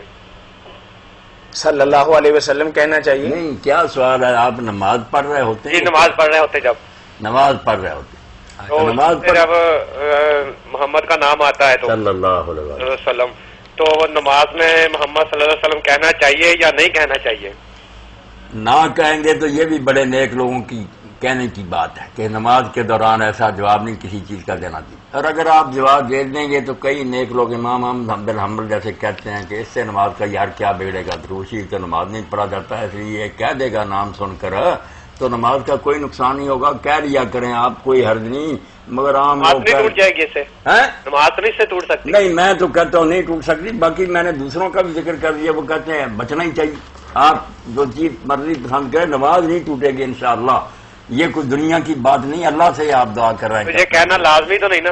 نہیں لازمی کوئی نہیں، مگر یہ بھی تو آپ نے فرمایا نا کہ وہ بخیل آدمی ہے جس کے پاس میرا ذکر ہوا اور اس میں مجھ پر درود نہیں بھیجا. ٹھیک، شکریہ، تھینک یو. تو اس لیے کوئی پڑھ دے تو تب بھی کوئی بات نہیں، اور چپ کر رہا ہے تو پھر بھی کوئی. بعض لوگ کہتے ہیں میں پڑھ لینا چاہیے. میں نے تو بتایا اب ایسے بھی لوگ ہیں امام جو کہتے ہیں پڑھ لینا چاہیے. جی اچھا، شکریہ بڑی بڑا. السلام علیکم. وعلیکم السلام. وعلیکم السلام ورحمۃ اللہ. السلام علیکم. السلام علیکم. جی وعلیکم السلام ورحمۃ سر السلام علیکم. وعلیکم السلام. حافظ صاحب 3 سوالات ہیں میرے. جی فرمائیے. تو پہلا تو ہے جی کہ تمباکو نوشی اور سگریٹ سے وضو ٹوٹ جاتا ہے یا نہیں؟ ٹوٹتا تو نہیں مگر رہتا بھی نہیں. آپ دیکھیں نا جب منہ میں بو آنے لگی تو کیا فائدہ ہوا وضو کا کہ آپ نے پانی منہ میں ڈالا تھا اور صاف کیا تھا، مسواک وغیرہ تھے، اس کے بعد یہ سگریٹ نوشی کی یا حقہ پیا تو آپ کو تو محسوس نہیں ہوتا. ہم نے تو دیکھا جب ایسے لوگ آتے ہیں اور وہ ٹونٹیوں پر وضو کرتے ہیں، پانی منہ میں سے پھینکتے نا، ساری مسجد میں توبہ توبہ ہو جاتی ہے، ایسی بدبو آتی ہے. تو فرشتے جو ہیں جب اللہ کے رسول نے کہا کچا پیاز یا لہسن کھا کر میری مسجد کے قریب بھی نہ ہو، دکھ ہوتا ہے فرشتوں کو بھی اور نیک مومنوں کو. تو آپ ہی فیصلہ کریں کہ آپ اللہ کی عدالت میں جا رہے ہیں. آپ تو میرا خیال پنچایت میں بھی نہیں جائیں گے منہ صاف کیے بغیر، کو جا کے آپ اللہ کی بارگاہ میں حاضر ہو جاتے. اس لیے مسئلہ اپنی جگہ پر ہے کہ وضو توڑنے والی یہ چیز نہیں، مگر وضو رہتا بھی نہیں. وضو کا جو مقصد تھا نماز کے لیے تیار ہونا، اللہ کی بارگاہ میں حاضری، وہاں تو خوشبوئیں آتی ہوتی. آپ جائیں ہاتھ میں انگوٹھی پہنتے نگینہ والی، کپڑے عمدہ قسم کے کیسے جیسے تمیم داری نے 1000 درہم کا بنا کر سوٹ رکھا ہوا تھا نماز کے وقت وہ پہنتے تھے. اہتمام ہونا چاہیے نا کہ ہم اللہ کے سامنے جا رہے ہیں، بے قدری کریں. جو آیت کریمہ ہے لا الہ الا انت سبحانک انی کنت من الظالمین، اس کی اہمیت کے بارے میں کچھ بتائیں. اور جو استخارہ ہے وہ بندہ خود کر سکتا ہے؟ ایک سوال پر رک جایا کریں نا، آپ نے جیسے ایک کیا تھا نا پہلے، یہ بھی لا الہ الا انت پر رک جائے، پھر اگلا شروع ہو جائے نا، وہ ہم کیسے یاد رکھیں گے کہ یہ سوال تھا یہ سوال. تو لا الہ الا انت سبحانہ کے بارے میں تو یہی یاد رکھیں کہ اللہ کے ایک نبی حضرت یونس علیہ السلام کی یہ دعا ہے، اور قرآن مجید نے جب اس کا ذکر کیا تو یہ بتانے کے لیے کہ یہ صرف یونس علیہ السلام کے لیے نہیں تھی. وَكَذَلِكَ نُنْجِي الْمُؤْمِنِينَ، جیسے ہم نے اس کو مصیبت سے نجات دی تھی، اسی طرح ہم ایمان والوں کو جب بھی وہ مصیبت میں پھنسیں گے. کسی وجہ سے اللہ کے رسول علیہ السلام نے فرمایا کہ جو میرے بھائی یونس کی دعا پڑھے گا اللہ اس کی مشکلات حل کرے گا، اس کی دعا رد نہیں ہوگی. اس سے بڑھ کر اور فضیلت ہم کیا جانتے ہیں کہ سید کائنات صلی اللہ علیہ وسلم گواہی دے رہے ہیں کہ میرے بھائی یونس کی دعا جو ہے نا یہ رد نہیں ہوگی. بہت پیاری دعا ہے، یہ کریں. اگلا سوال کریں. استخارہ بندہ خود بھی کر سکتا ہے؟ خود کر سکتا ہے انسان یا کسی سے کروا سکتا ہے؟ کسی سے نہیں کروا سکتا، خود ہی کرے گا. مگر سن لیں سارے میرے بھائی بہنیں، استخارے کے بارے میں دیندار لوگوں میں جو آ گیا نا، اس سے کوئی اطلاع آئے گی کہ یہ کام اچھا، یعنی خواب آئے گا کوئی اشارے، بالکل دین میں اضافہ. یہ اشارہ تک بھی نہیں اس کا، کوئی اللہ پردہ نہیں اٹھائے گا، کوئی پتہ نہیں چلے گا کہ اچھا کام ہے نہیں. کئی لوگوں نے بڑے بڑے اولیاء سے استخارے کیا، میں آپ ذاتی طور پر تباہ ہو گیا، 3 مرتبہ طلاق ہی ہوتی گئی. یہ استخارہ کوئی شے نہیں، غیب نہیں اللہ بتاتا. رسول اللہ علیہ السلام کو کہہ دیا کہ اگر میں غیب جانتا تھا تو اپنے بچاؤ نہ کر لیتا. یہ کوئی نہیں پتہ چلنا، نہ کوئی خواب آنا، نہ سونے کا حکم ہے کہ رات کو پڑھو اور سو جاؤ. یہ سب چیزیں استخارے کے ساتھ لوگوں نے اپنی طرف سے بنا لی. کال سن لیں اور پھر بیان کریں. السلام علیکم. وعلیکم السلام. امین شاہ لاہور سے بول رہا ہوں. جی فرمائیے. الانعام سورت کی الانعام سورت کی آیت نمبر، انعام جو ہے نا انعام الحق وہ زیر سے ہوتا، انعام یہ 4 پائے. اچھا زبر الف پر الانعام. جی انعام جی کی سورت ہے جو ہے نا یہ 6 نمبر سورت ہے، آیت نمبر 38 ہے. 38 ہاں 38 نمبر. اچھا زمین میں چلنے والے کسی جانور اور ہوا میں اڑنے والے پرندوں میں سے کسی پرندے کو دیکھ لو، یہ سب تمہاری ہی طرح کی انواع ہیں، ہم نے ان کی تقدیر کے نوشتے میں کوئی کسر نہیں چھوڑی ہے، پھر یہ سب اپنے رب کی طرف سمیٹے جاتے ہیں۔ یہ اس آیت میں یہ جو پرندوں اور جانوروں کا ذکر کیا گیا ہے، تو اس کا مطلب یہ ہے کہ ان کے علیحدہ گروپ بنیں گے اپنا قیامت، روز قیامت؟ نہیں، یہ جو کہا نا کہ تمہاری طرح یہ گروہ اور امتیں، یہ تو اس دنیا کی بات ہی ہے کہ پرندوں کی طرف دیکھو، کس طرح جس طرح تم انسان ایک گروہ ہو، یہ بھی الگ الگ گروہ ہے، کبوتر ہیں، بطخ ہیں، اور ان کی اپنے اپنے قانون ہیں، ضابطے ہیں، عادتیں جدی ہیں۔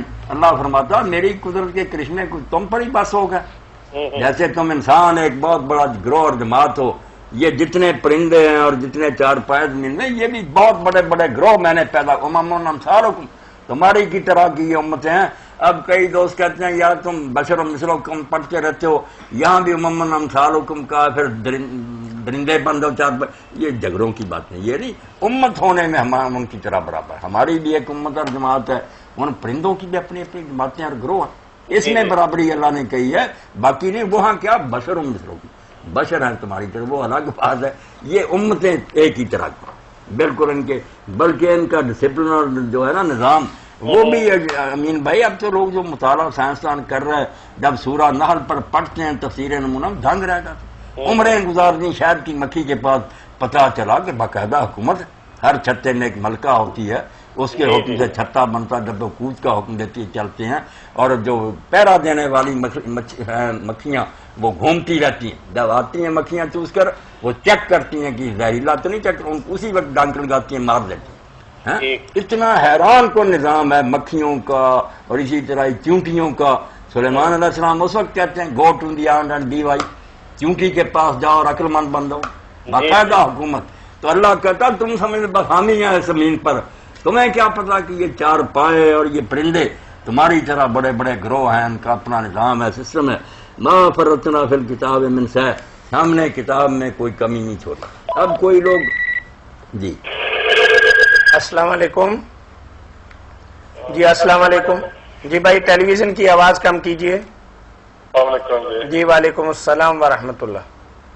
بھجن مسئلہ یہ پوچھنا ہے آپ سے جی جی، ایک انسان شادی کرنا چاہتا ہے، اس کی بیوی اس کے ساتھ سلوک اچھا نہیں کرتی، والدہ کو اچھا نہیں سمجھتی، تو وہ بیوی اجازت بھی نہیں دیتی، اس کی اولاد بھی نہیں ہے، تو گویا وہ اس کے لیے کیا حکم ہے؟ وہ شادی کر سکتا ہے یا بغیر اجازت سے، یا اجازت ضروری ہے؟ ٹھیک ہے۔ اب ملکی قانون جو بنایا حضرت ایوب نے، وہ تو آپ جانتے ہی ہیں، ان کونسلوں میں چل رہا فیملی لا، اس میں تو اجازت کے بغیر جو ہے نا کرنا جرم ہے۔ باقی دین میں تو ایسی کوئی پابندی نہیں کہ وہ اجازت دے، اور ایسی حالت میں کہ اس کی اولاد بھی نہیں، سلوک بھی نہیں ماں کے ساتھ اچھا کرتی، اب تو اس کو اپنا آپ بچانا چاہیے کہ وہ اجازت دے اور آپ کو کہے کہ آپ خوشی سے نکاح کریں، خود کروائے، درمیان میں واسطہ بنے، ورنہ پھر یہی علاج ہے کہ آپ اس کو چلتی کریں کہ چل پھر کنارہ کر، میں اپنا گھر تیری خاطر برباد نہیں کر سکتا۔ یہ اجازتیں جو ہے نا، ان کا حاصل پھر یہی ہوگا کہ اجازت یا قتل ہوتی ہیں، پھر اخباروں میں آتا، ختم کر دیتے ہیں خامد۔ یہ خواب پنگا لیا اللہ کے دین میں، جو قانون نیا بنائے گا نتیجے برے نکلیں گے۔ اجازت بھی لیتے ہیں لوگ، یہاں رکھ کر پسٹل دے اجازت، اور نہیں دیتی قتل کر دیتے، ایک مصیبت میں ڈال دیا۔ دین نے جب اجازت دیا کہ وہ نکاح کر لے، ٹھیک ہے، وہ بھی حیا کرے کہ میری بھی بچیاں کہیں جائیں گی، خام خواہ نہ کرے، باقی اگر جائز ضرورت ہے اولاد نہیں۔ ہم کہنا یہ چاہ رہے تھے کہ فوجی حکمرانوں کے قوانین کچھ ایسے ہی ہوتے ہیں کہ نہ خود پتہ ہوتا ہے، نہ قوم کو پتہ چلنے دیتے ہیں۔ جی بھائی، آپ کا جواب واضح ہو گیا؟ بہت مہربانی آپ کی، بہت بہت شکریہ۔ ٹھیک ہے جی، کال لیتے ہیں۔ السلام علیکم۔ وعلیکم السلام ورحمۃ اللہ۔ مولانا محمد اسحاق صاحب سے بات ہو سکتی ہے جناب؟ جی سن رہے ہیں آپ کی بات۔ میرے بھائی لاہور سے مشتاق احمد بول رہا ہوں جناب۔ لاہور سے بات کر رہے ہیں؟ جی لاہور سے۔ جی مشتاق صاحب نا؟ جی فرمائیے۔ جی میں نے پوچھنا یہ ہے کہ یہ نماز تراویح جو ہے رمضان شریف میں، قطع نظر رکعت کے، یہ ثبوت اس کا کوئی ہے یا نہیں شریعت میں؟ شریعت کو اگر دیکھیں نا تو اللہ کے رسول علیہ السلام کی زبان سے یا کسی صحابی کی زبان سے صلاۃ التراویح کا لفظ نہیں نکلا کہ تراویح کی نماز، یہ لفظ حدیث میں کوئی نہیں آیا، صدیوں بعد لوگوں نے نکالا۔ دین میں ایک ہی نام ہے اس نماز کا، وہی جو تہجد کا ہے، قیام اللیل، رات کو اٹھ کر نفل پڑھنا، اور یہی ہے اس کا صحیح وقت ہے کہ آدمی تہجد پڑھے۔ باقی اگر عام لوگ نہیں اٹھ سکتے تو اللہ کے رسول علیہ السلام نے کئی مرتبہ تہجد عشاء کے ساتھ بھی پڑھی ہے۔ اب بھی مسئلہ جائز ہے کہ کوئی شخص سمجھے میں آج مجھ سے نہیں اٹھا جائے گا تو عشاء کے بعد ہی 11 رکھتے ہیں، حنفی بھی مانتے دوسرے بھی، کہ وقت شروع ہو جاتا قیام اللیل، 4 فرض اور 2 سنت پڑھ کر اب رات کی نمازیں شروع ہو گئی۔ پہلے رمضان شریف میں نماز تہجد کے علاوہ اور کوئی نماز 5 وقت کے علاوہ ثابت نہیں ہے؟ آپ نے کوئی نہیں پڑھی اس کے علاوہ، بس وہی تہجد تھی، وہ لمبی ہو جاتی تھی، زیادہ اس میں قیام کرتے تھے، نماز کوئی الگ نہیں شروع کی، بالکل اس کا کوئی ذکر نہیں، نہ کوئی وجود ہے، ایک ہی نماز ہے، پہلے وقت پڑھے یا پچھلے پڑھے، نام بھی اس کا ایک ہی، قیام رمضان۔ جزاکم اللہ۔ جزاکم السلام علیکم۔ وعلیکم السلام۔ مولانا ایک صاحب مسیحیت چھوڑ کر دین اسلام کے اندر آئے ہیں اور ان کا سوال یہ ہے کہ مجھے اپنا پرانا نام بدلنا پڑے گا؟ کال لیتے ہیں پھر۔ جی السلام علیکم۔ السلام علیکم۔ جی مولانا۔ اللہ تعالیٰ میرے بھائی کو استقامت نصیب کرے، بڑی خوشی کی بات ہے، وہ اسلام لائے ہیں۔ السلام علیکم۔ وعلیکم السلام۔ مولانا صاحب السلام علیکم۔ وعلیکم السلام۔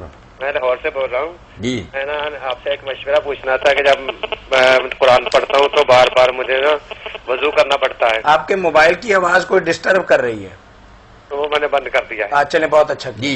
تو جب میں قرآن پاک پڑھتا ہوں تو بار بار مجھے وضو کرنا پڑتا ہے، اس کے لیے کوئی آپ بتا دیں، یعنی کہ گوڈے میں بہت پرابلم ہے، پیروں میں۔ اگر تو میرے بھائی آپ کا یہ عذر بن چکا ہے نا کہ وضو رہتا ہی نہیں ہے، نہیں رہتا، بعض لوگ تو کبھی کبھی ان کو ایسا ہوتا زیادہ کھا لیا، یہ کوئی بد ہضمی ہوگی، وہ تو یہی ہے کہ بار بار کریں، جو ہو جائے آپ جیسی حالت ان کا رہتا ہی نہیں، وہ ایک بار صرف حکم پورا کر لیں، پانی بہانے، بیسک پانی بہاتے بہاتے ہی ہوا خارج ہے، کوئی بات نہیں، پھر قرآن مجید پڑھتے، اس سے وضو تو نہیں ٹوٹتا؟ نہیں، پھر ان کے لیے نہیں ٹوٹ رہا جو اس بیماری میں مبتلا ہو، پھر بیماری کنسیڈر ہوگی نا آپ کی۔ جی جی جی۔ ایسے جس کا پیشاب چلتا ہی رہتا اس کا بھی یہی ہوگا، جو شوگر کا مریض ہے اس کے لیے بھی معافی ہے؟ بالکل معافی۔ تو بڑی مہربانی، شکریہ، تھینک یو۔ اللہ رحم۔ تو جو بھائی اسلام لائے نا، دیکھنا صرف یہ پڑے گا، آپ نے سارے نام نہیں بدلے، نام بدلنے کی ضرورت ہے کہ اس نام میں کوئی غیر اسلامی بات تو نہیں، عبد المسیح رکھا ہوا، مسیح، السلام علیکم، یا ایسی جس سے پتا چلتا کہ یہ تو عیسائیوں کے خاص نام ہے، وہ چھوڑے، باقی کوئی بات نہیں۔ اگر اس کا آپ تو میں نے دیکھا کئی عیسائی بچیاں یہ لوگ ہیں نا اخباروں میں، عائشہ وغیرہ، عمر ان کے گھروں کے اندر، تو ان کو بدلنے کی ضرورت نہیں، پتا چلے نا نام کیا تھا پھر بات۔ السلام علیکم۔ وعلیکم السلام۔ سر ایک سوال یہ پوچھنا تھا، جو وطروں کی نماز میں دعا پڑھتے ہیں، ہاں، یا اس کے علاوہ ہم سلام پھیرنے سے پہلے جو دعا پڑھتے ہیں نماز میں، وہاں پہ اگر بندے نے کو حسب منشا کو دعا مانگنی ہو تو عربی نہ آتی ہو تو اپنی زبان میں مانگ سکتا ہے؟ وہ بالکل مانگ سکتا ہے۔ آپ قنوت جب پڑھیں اس میں بھی اور تحیات میں بھی جب بیٹھے اس وقت بھی اگر عربی دعائیں آپ کو نہیں آتی ہیں یا آتی بھی ہیں تو آپ کا جی چاہتا کہ میں یہ بات اپنی زبان میں کہوں، صحیح طریقہ سے آپ ادا کر سکتے ہیں، تو امام ابن حزم جیسے ظاہری کٹڑ سنت کے پیرو کہتے ہیں دین میں کہیں پابندی نہیں کہ نمازی نماز میں اپنی زبان میں دعا نہ کرے، کھلی چھٹی، پنجابی میں کریں، اردو میں کریں، انگریزی میں کریں، بلکہ جس طرح رکت تاری اور ہونا آئے دل کی بات کریں، بالکل جائز۔ امام ابو حنیفہ رحمۃ اللہ علیہ اس کے قائل ہیں کوئی پابندی نہیں، سجدے میں اور تحیات میں آپ اپنی زبانوں میں دعائیں کریں، سلام اسی وقت کہیں جب آپ نا سیر ہو جائیں اور جی بھر جائے کہ اب کوئی بات نہیں رہی۔ اسی سے پتہ چلتا کہ اللہ کے رسول علیہ السلام نے کیوں فرض نماز کے بعد کبھی ہاتھ اٹھا کر دعا نہیں مانگی۔ ابن قیم نے بڑی پیاری مثال دی کہ ملنے جاؤ کسی حاکم سے تو اس وقت تو بات نہ کرو، جب السلام علیکم کہہ کے رخصت لے لو تو پھر تمہیں یاد آئے یہ کہنا تھا یہ کہنا۔ نماز ہے معراج، اللہ اکبر کہہ کر بندوں سے کٹ گیا، اللہ سے گیا جوڑ، دنیا میں آئے گا دوبارہ السلام علیکم، بیٹھا تو ہمارے پاس ہی تھا، سلام کیوں کہہ رہا؟ ذہن میں یہ ہے کہ میں یہاں کہاں، میں تو عرش پر گیا ہوا اللہ سے بات کر رہا ہوں، میں اس وقت بات نہیں کرتا السلام علیکم۔ بعد میں آپ نے ذکر کیے، دعائیں نماز کے اندر کیے، 7 موقع پر کیے، اس لیے میرے سارے بھائی بہنیں نماز کو جاندار بنائیں، رکوع میں سجدے میں جہاں جی چاہے رک کر دعائیں شروع کر مانگے جائیں، اگر بیمار ہیں شفا مانگے، بچی کا رشتہ نہیں ہو رہا وہ کریں، رزق کی تنگی وہ مانگیں. آپ اس طرح شروع کریں، کل ہی فون کریں گے مولانا نماز کا تو مزہ آ گیا، اب نماز زندہ نماز ہوئی، کیا ہے رسمی نماز رٹی ہوئی ہم شروع کر دیتے ہیں، پتہ بھی نہیں چلتا کیا پڑھا یہ کیا نہیں پڑھا.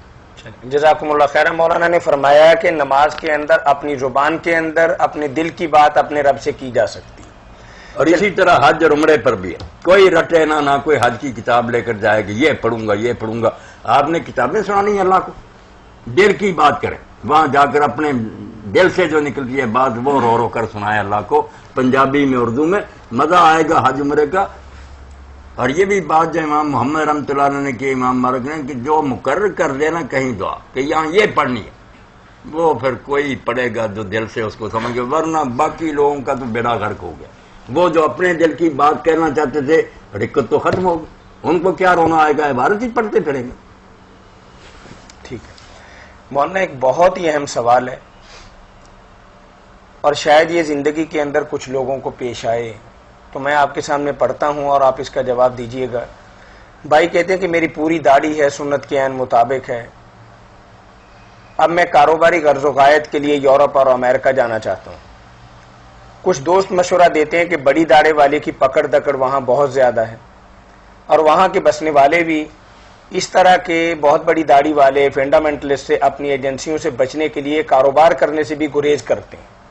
تو بھائی کا اب سوال یہ ہے کہ اگر میں اپنی داڑھی چھوٹی کرواتا ہوں تو ویزا بھی مجھے ملے گا اور کاروبار بھی مجھے ملے گا، تو ایجنسیاں بھی میرے پیچھے نہیں لگیں گی، تو ان حالات کے اندر مجھے کیا کرنا چاہیے؟ کیونکہ بنے بنائے کاروبار کو بگاڑنا اور اجاڑنا اور چھوڑنا بھی میرے بس کے اندر نہیں. انا للہ و انا الیہ. نوبت یہاں تک پہنچی کفر کے غلبہ کی وجہ سے کہ ہم اپنے دینی شعار جو ان پر بھی عمل نہیں کر سکتے، بے بس ہیں کہ کافروں کی پسند کا کام کریں، ورنہ ہمارے کاروبار تباہ، ایجنسیاں پیچھے. قیامت ہی نا، اگر مسلمان غالب ہوتے، ہم امریکہ سے بھی آگے ہوتے اسلحے میں اور سارے، تو یہی کافر ہماری شکلیں اختیار کرتے. جب مسلمانوں کا دور تھا یہ ہندو بھی داڑیاں رکھنے لگے، دوسرے بھی رکھنے لگے، اور بالکل ہماری طرح کی وضع کرتا. غلبے کا یہ اثر ہوتا، جو مغلوب قوم ہے ان کو کون پوچھتا، گھٹیا اور کمی سمجھے جاتے ہیں. تو اب ان ظالموں نے یہ بھی بنا لیا. تو خیر مسئلے کی روح سے داڑھی چھوٹی کرا دیں اگر کاروبار کے لیے ایسا ہی ہے نا، اور ڈر ہے کہ وہ کسی مصیبت میں نہ ان کو پھنسا دیں، تو آپ چھوٹی کر لیں. مڑائیں نہیں، مڑانا حرام ہے، چھوٹی کی کوئی بات نہیں.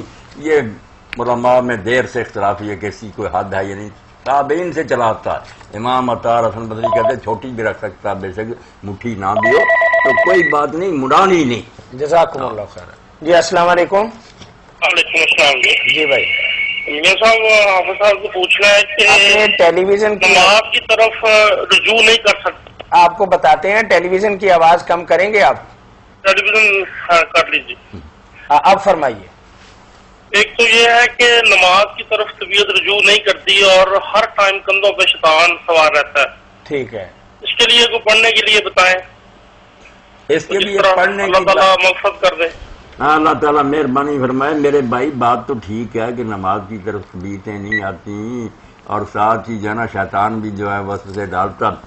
اس کا علاج تو یہی ہے کہ آپ شیطان کے مقابلے میں بالکل مسلح ہو کر کھڑے ہو جائیں کہ خبیث تو جتنا زور چاہے لگا، کتنے وسوسے ڈال، میں نے نماز نہیں چھوڑی. ایک مرتبہ کڑوا کر کے نا جی یہ گھونٹ پی لیں، آہستہ آہستہ شیطان بھی مایوس ہو کر دفع ہوگا اور آپ کو بھی نماز میں لذت ہوگی. پہلے کوئی کام بھی کیا جائے جو ان لگ ہوتا، بچڑا وہ جوئے کے نیچے نہیں آتا، گھوڑا تانگے میں نہیں جوتتا، بڑی مشکل سے جوتے مگر پھر آہستہ آہستہ رواں ہو جاتا.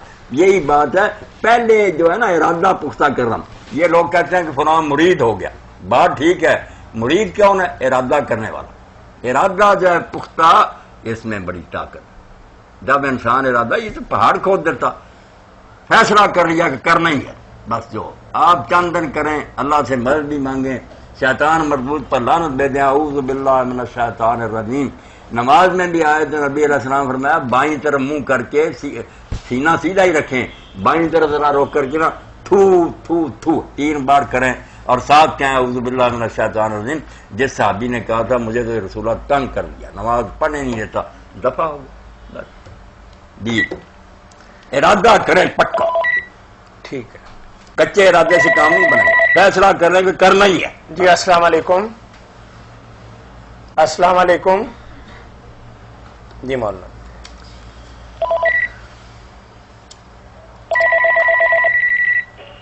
جی السلام علیکم. وعلیکم السلام جی. جی بھائی سوال یہ کرنا سی کہ اندھیرے وچ نماز یا دعا کرنا جائز ہے؟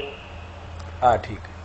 آپ کا سوال یہ ہے کہ اندھیرے میں نماز کی ادائیگی اور کیا خاص طور پر دعا مانگنا، اور بعض مساجد کے اندر بھی خاص طور پر آخری عشرے کے اندر ختم قرآن کے موقع پر جان بوجھ کے بتیاں بجھا کے کچھ ایسا کیا جاتا ہے. ڈرامائی انداز. ہاں بالکل. یہ دونوں باتیں جو ہے انتہا کی ہیں. کچھ لوگ تو جان بوجھ کر بتیاں بجھاتے ہیں، پھر وہ کچھ ڈرامائی انداز اختیار. یہ بھی نہیں ہونا چاہیے. کچھ سمجھتے ہیں اندھیرے میں ہوتی نہیں، یہ بھی غلط ہے. اندھیرا اور روشنی اور گھر کے جیسے بھی حالات ہوں آپ نماز پڑھیں، کوئی بات نہیں. ام المومنین عائشہ رضی اللہ عنہا فرماتی ہیں گھروں میں اس وقت چراغ نہیں تھے، اللہ کے رسول حجرے میں تہجد پڑھتے تھے، میں قبلہ کی طرف آگے لیٹی ہوئی تھی، کئی مطلب سوئی کے قدم آ جاتے تھے آپ کی طرف، پھر سجدے میں آپ جاتے ہاتھ سے اس طرح میرے پاؤں کو ٹھوکر لگا دیتے، میں لیٹ چراغ نہیں ہوتے تھے. حدیث پاک میں کہتی ہے اندھیرا ہوتا. تو کوئی بات نہیں، اندھیرے میں پڑھیں روشنی میں پڑھیں، یہ آپ کی پسند ہے. مسئلہ نہ بنائیں کہ جان بوجھ کر بتیاں بجھا دیں. یہ مولانا بہت پرانی بات ہے کہ مجھے بھی ایک مسجد کے اندر ختم قرآن کی تقریب میں شرکت کا موقع ملا، تو وہاں جو صاحب بلائے ہوئے تھے تو انہوں نے بتیاں اپنے کرندوں سے بند کروا دیں اور دعا کچھ اس طریقے سے مانگ رہے ہیں کہ زارو قطار رو رہے ہیں. تو ایک جاننے والے نے اتفاق سے بتیاں جب جلائیں تو دیکھا تو کوئی آنسو نہیں ہے، بس ایک لہجہ ایسا بنایا ہوا تھا کہ زارو قطار رو رہے ہیں. اب اسی چیز کو چھپانے کے لیے بتیاں بجائیں کہ میری مکاری چھپی ہے. جو روتا ہے اس کو بتیاں بجانے کی کیا ویسے وہ تو ڈرامہ ہی کر رہے تھے، لیکن میں نے دیکھا کہ کچھ لوگ در حقیقت اس ڈرامے کی بنا پر وہ رو رہے تھے. نہیں وہ تو رونے تھے، انہوں نے بیچارے نیک نہیں تھے نا. یہ مکاری تو مولوی صاحب کی تھی، اب ہم تو نیک نہیں تھے، بیچارے سچے دل سے رو رہے. ٹھیک ہے. السلام علیکم. وعلیکم السلام جی. جی وعلیکم السلام. یہ دو سوال ہیں میرے. اچھا ایک تو یہ ہے کہ کئی لوگ کہتے ہیں کہ داڑھی فرض ہے اور کئی لوگ کہتے ہیں کہ سنت ہے. ہاں ہاں. تو اس کو ذرا وضاحت کر دیں کیا ہے. یعنی سوال یہ ہے کہ داڑھی سنت ہے یا فرض ہے یا دونوں چیزیں ہیں؟ جی ہاں ٹھیک ہے. جی مولانا. کئی باتیں لوگ نا خواہ بخواہ ٹرموں میں ہی الجھا دیتے ہیں، لفظی بول بول کر یہ سنت ہے یہ فرض. بات ایک ہی ہوتی ہے. ایک چیز جو نہیں کہ اس کی حیثیت کیا، یہ لازمی ہے یعنی یہ سوال الگ ہے. باقی اس کا حکم جو ہے وہ قرآن سے ہے یا رسول اللہ کی سنت سے ہے، یہ الگ ہے. کئی باتیں ہیں قرآن میں ہیں مگر وہ فرض نہیں ہے، لازمی نہیں ہے، بس ہماری ضرورت کی باتیں. جیسے اللہ کہتا ہے کہ جب تم احرام کی حالت سے باہر آؤ تو شکار کرو، لفظ ہے. وَإِذَا حَلَلْتُمْ فَاصْطَادُوا، آرڈر ہے کہ جب احرام کھولو شکار کرو. اب کوئی حکم نہیں کہ شکار کو نکل جائے، صرف اجازت ہے کہ پابندی ختم ہو گئی، اگر کوئی شکار کرنا چاہتا تو کر سکتا. نہیں اس میں یہ تھوڑا سا بھائی بات سنیں نا، میں 10 منٹ لگاؤں گا آپ کی بات آپ نے سننی. دنیا جہان سن رہا کہ فرض اور سنت میں فرق کیا. آپ صبر نہیں کرتے، جلدی تبصرے شروع کر دیتے. صبر سے کام لیں، اگر سمجھنا نہیں تو پوچھا ہی نہ کرے. میں سمجھا رہا ہوں کہ ایک حکم سنت سے ثابت ہوتا مگر ہوتا فرض ہے. داڑھی سنت اس لیے ہے کہ قرآن میں حکم رسول اللہ نے دیا، مگر حیثیت کیا ہے؟ فرض کی ہے کہ جو منڈاتا ہے وہ مشرکین اور مجوس کے کافروں کی طرح کا. فرمایا مشرکین اور مجوس کی مخالفت کرو، داڑیاں بڑھاؤ اور مونچھیں جو ہے نا ان کو ختم کرو. حکم جو ہے فرض کا مگر ثابت سنت سے ہے.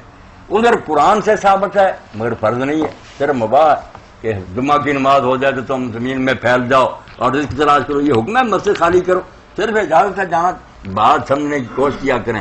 قرآن بھی ہوتا ہے اور حکم معمولی درجے کا ہوتا ہے، صرف اجازت. سنت ہوتی ہے، حکم اس کا فرض کا ہوتا ہے، کرنی پڑے گی. یہ سنت میں حکم ہے داڑھی کا، مگر حکم یہی ہے کہ منڈانا حرام ہے. بس اب کرنی ہے بات کریں. جی السلام علیکم. لوگ بس پوچھتے ہیں اور آگے سے بحث شروع کر دیتے ہیں. ہلو السلام علیکم. وعلیکم السلام. میں آپ سے مولانا صاحب سے پوچھنا تھا کہ جب ایک مرد اپنے چہرے کی تراش کر سکتا ہے، کیا اسی طرح عورت بھی اپنے چہرے کی تراش کر سکتی ہے اگر ضرورت ہو تو؟ یہی سوال ہے نا آپ کا؟ ہاں جی. ضرورت ہی ہوگی تو کرے گی. صحیح بات ہے. چہرے کی تراش طاہر صاحب ہی مجھے سمجھائیں گے. مجھے تو مولانا بعض ہمارے معاشرے کے اندر ہارمونز بڑھ جانے سے بعض لڑکیوں کے خاص طور پر یہاں چہرے پر لمبے بال آ جاتے ہیں اور بعض کے مونچھیں اور داڑھی بھی آ جاتی ہے. اللہ یہ تو دیکھا کئی کچھ ایسا غلبہ آ جاتا ہے ہارمونز کا کہ ان کی شکل جو ہے وہ ہوتی تو نسوانی ہے لیکن اس پہ جو اظہار ہو رہا ہے وہ مردانہ ہے. نہیں ختم کریں بالکل، اس کو ظاہر کریں اور دور کریں وہ بال وغیرہ. ایسی تراش خراش لازم ہے، بالکل جائز ہے۔ اچھا مولانا، بعض لوگ اپنے مقصد کا یعنی فتویٰ تو آپ قرآن و سنت کی روشنی میں دیتے ہیں، اگر ان کے مزاج کے عین مطابق ہو تو بڑے خوش ہوتے ہیں۔ جی السلام علیکم۔ السلام علیکم سر۔ جی وعلیکم السلام بات سب کو اچھی لگتی۔ پوچھنا تھا، جب کوئی فوت ہو جاتا ہے تو اس کو اصال ثواب کے لیے ہم کس طرح اس کو ثواب پہنچا سکتے ہیں؟ دعائیں کریں گے مولانا تو یہی فرماتے ہیں، باقی مزید فرمائیں۔ تحقیقی یہ کل وغیرہ یہ نہیں سن لیں، یہ کل وغیرہ کی بات نہ کیا کرے، جھگڑے کی باتیں نہیں کرتے، بس آپ نے اصال ثواب کا پوچھ لیا، آپ سن لیں کہ اصال ثواب جو سنت سے ثابت ہے وہ ہے دعا اور صدقہ، یہ خود نبی علیہ السلام سے اور صحابہ سے ثابت ہے۔ آگے بات چلتی ہے قیاس کی کہ امام ابو حنیفہ اور امام احمد بن حنبل رحمۃ اللہ علیہ کہتے ہیں کہ جب صدقے کا ثواب پہنچ جاتا ہے دعا کا تو کیوں نہیں یہ قرآن کا اور نمازوں کا پہنچتا۔ انہوں نے بات کو آگے کر لیا، اگر کوئی یہ بھی کرے تو ہم اس کو یہ تو نہیں کہیں گے کہ دین سے نکل گیا، نماز پڑھ کر اس کا بخشے، قرآن پڑھ کر بخشے، مگر سنت سے جو ثابت ہے وہ صرف دو چیزیں، دعا اور صدقہ۔ اسی لیے امام مالک اور شافعی اسی پر جم گئے کہ یہاں ہم اپنی طرف سے قیاس آرائی نہیں کر سکتے، اگر قرآن پڑھنے کا بھی پہنچتا ہوتا تو صحابہ خیرات کی بجائے یہ ان کے لیے آسان تھا، تھوڑا بہت تو یاد ہی تھا، ایک مثال بھی نہیں اس کی صحیح روایت میں ملتی، اس لیے دعا اور صدقے پر معاملہ ختم کرو، وزنی بات تو یہ ہے۔ باقی اگر آگے نفروں کا بھی بخشتا ہے خیرات یہ قرآن پڑھ تو کوئی مجرم نہیں ہے، بڑے بڑے نیک لوگ اس کے بھی قائل۔ جی نہیں مولانا، بات آپ نے تھوڑی سی درمیان میں رہ گئی، اس میں صحیح موقف کیا ہے؟ صحیح موقف تو میں نے بتا دیا کہ قوی اور مسلک جو پختہ ہے وہ جی السلام علیکم۔ السلام علیکم جی۔ جی وعلیکم السلام ورحمۃ اللہ۔ یہ دعا اور صدقہ اللہ تعالیٰ ہر مگر ساتھ ہی بتانا ایک منٹ بھائی آپ ٹھہریے، مولانا بات کو مکمل کر رہے تھے، جی فرمائیے، آپ فرما دیں۔ چلیے صرف یہ دعا ہے کہ ہر مسجد اور ممبر میں مولانا صاحب جیسے علماء کرام جمعہ وغیرہ پڑھائیں اور ایسے درس دیں، کیونکہ یہ کسی کی بات نہیں کرتے، نہ شیعہ نہ سنی، کہ یہ بہت ہی اچھے اور نیک، میں نہیں کرتا، میرے جیسا ہوسٹ بھی ہر ایک پروگرام میں ہو۔ میں تو بھائی یہی کہتا ہوں کہ یہ سارے میرے بھائی ہیں، آپ کے منہ میں گھی شکر بھائی کہ آپ نے ہماری بھی تعریف کی ہے۔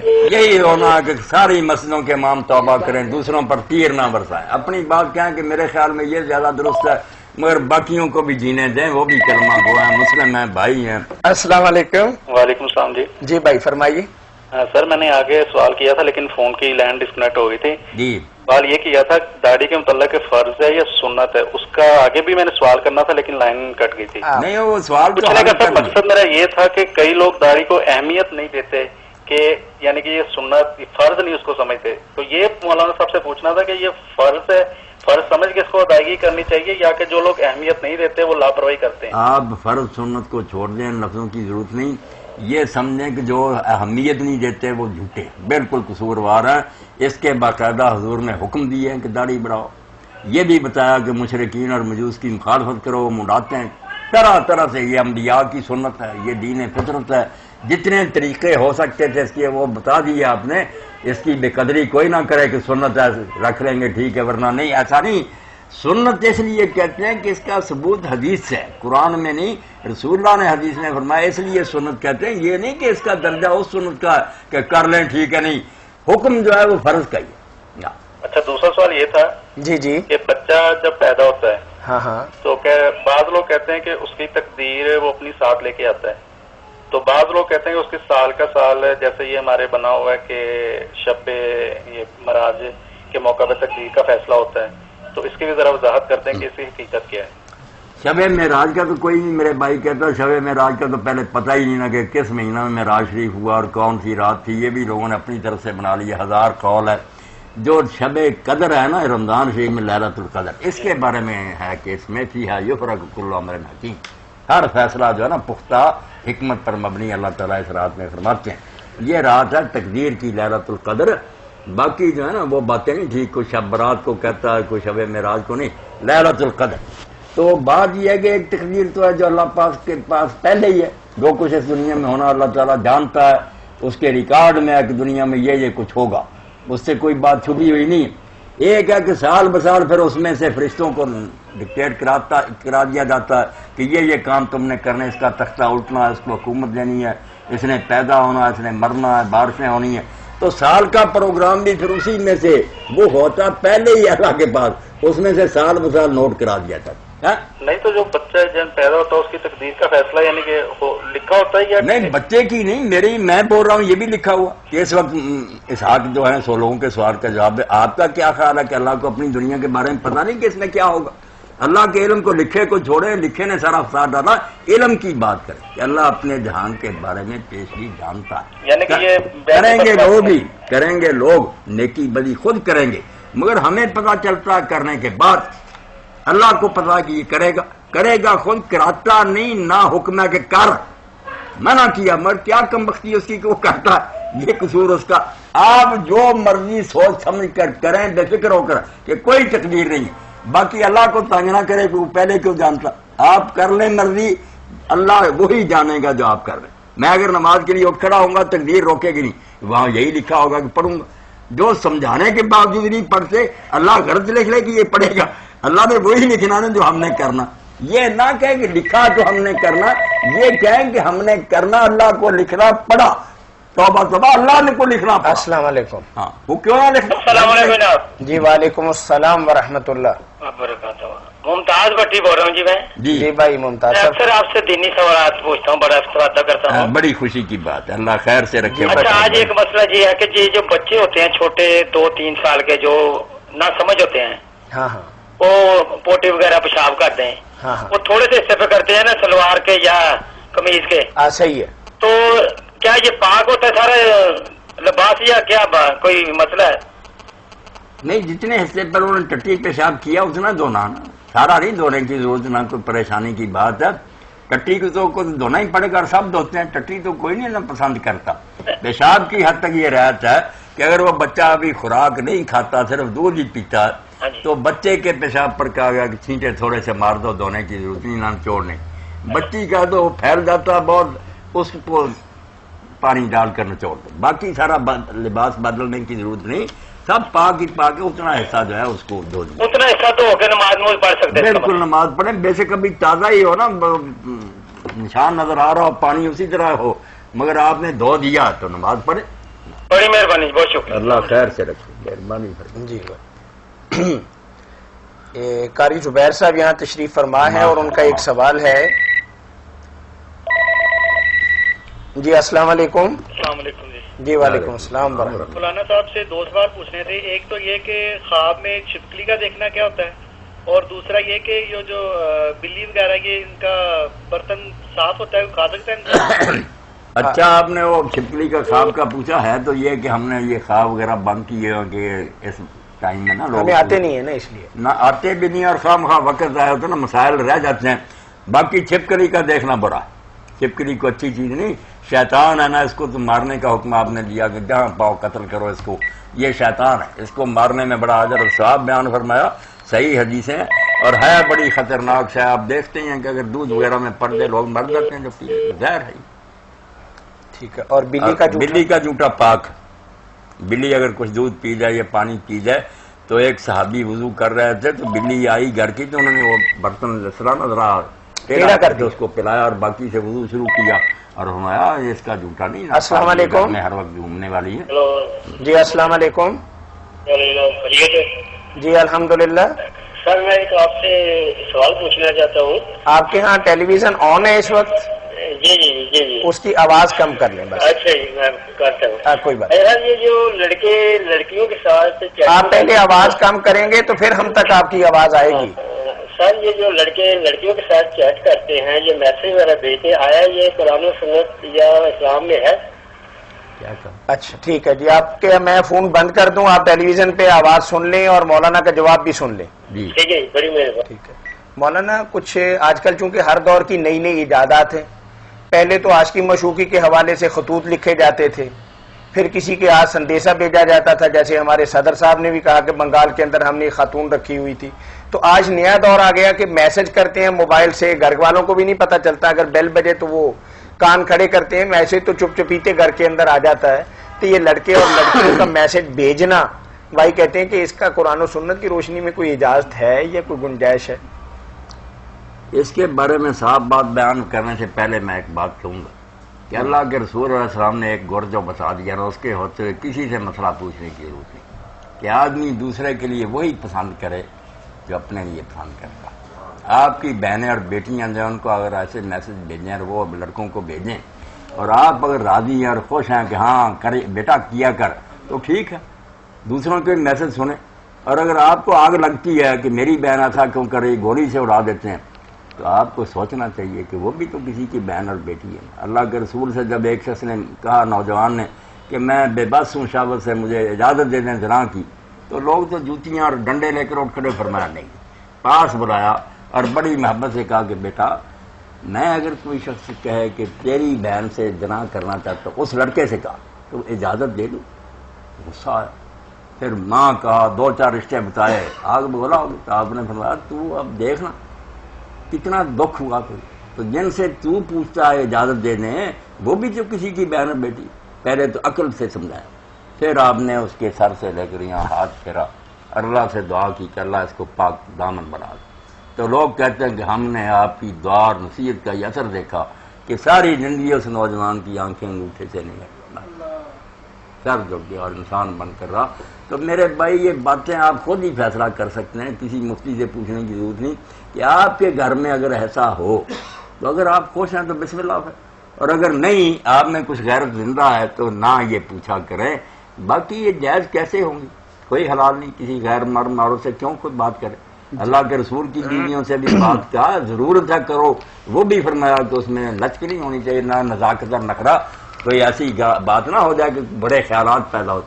تو جو مائیں تھیں امت کی، ان کے بارے میں کہا اب عام عورتوں سے کیا؟ اس بہت خوبصورت سے تو تباہی ہوتی. اس بہت خوبصورت بات کے ساتھ ہی کہ انسان اپنی بہو بیٹی کے لیے جو چیز پسند کرتا ہے اگر وہ درست ہے تو دوسروں کے لیے بھی وہی پسند کرے. اس خوبصورت جواب کے ساتھ ہی ہم شکر گزار ہیں مفتی اعظم پاکستان محترم مولانا محمد اسحاق مدظ اللہ العالی کے، جو آپ کی طرف سے آنے والی فون کالز اور براہ راست پوچھے گئے سوالات کے جوابات مرحمت فرما رہے تھے. فتاوی آن لائن اسلامی تعلیمات کا پروگرام ہر روز عصر تا مغرب آپ کی خدمت میں گلیکسی کیبل نیٹ ورک کے تعاون سے براہ راست پیش کیا جاتا ہے. اپنے دینی مسائل کے لیے قرآن و سنت کی روشنی میں جوابات حاصل کرنے کے لیے ہمیں کال کیجیے.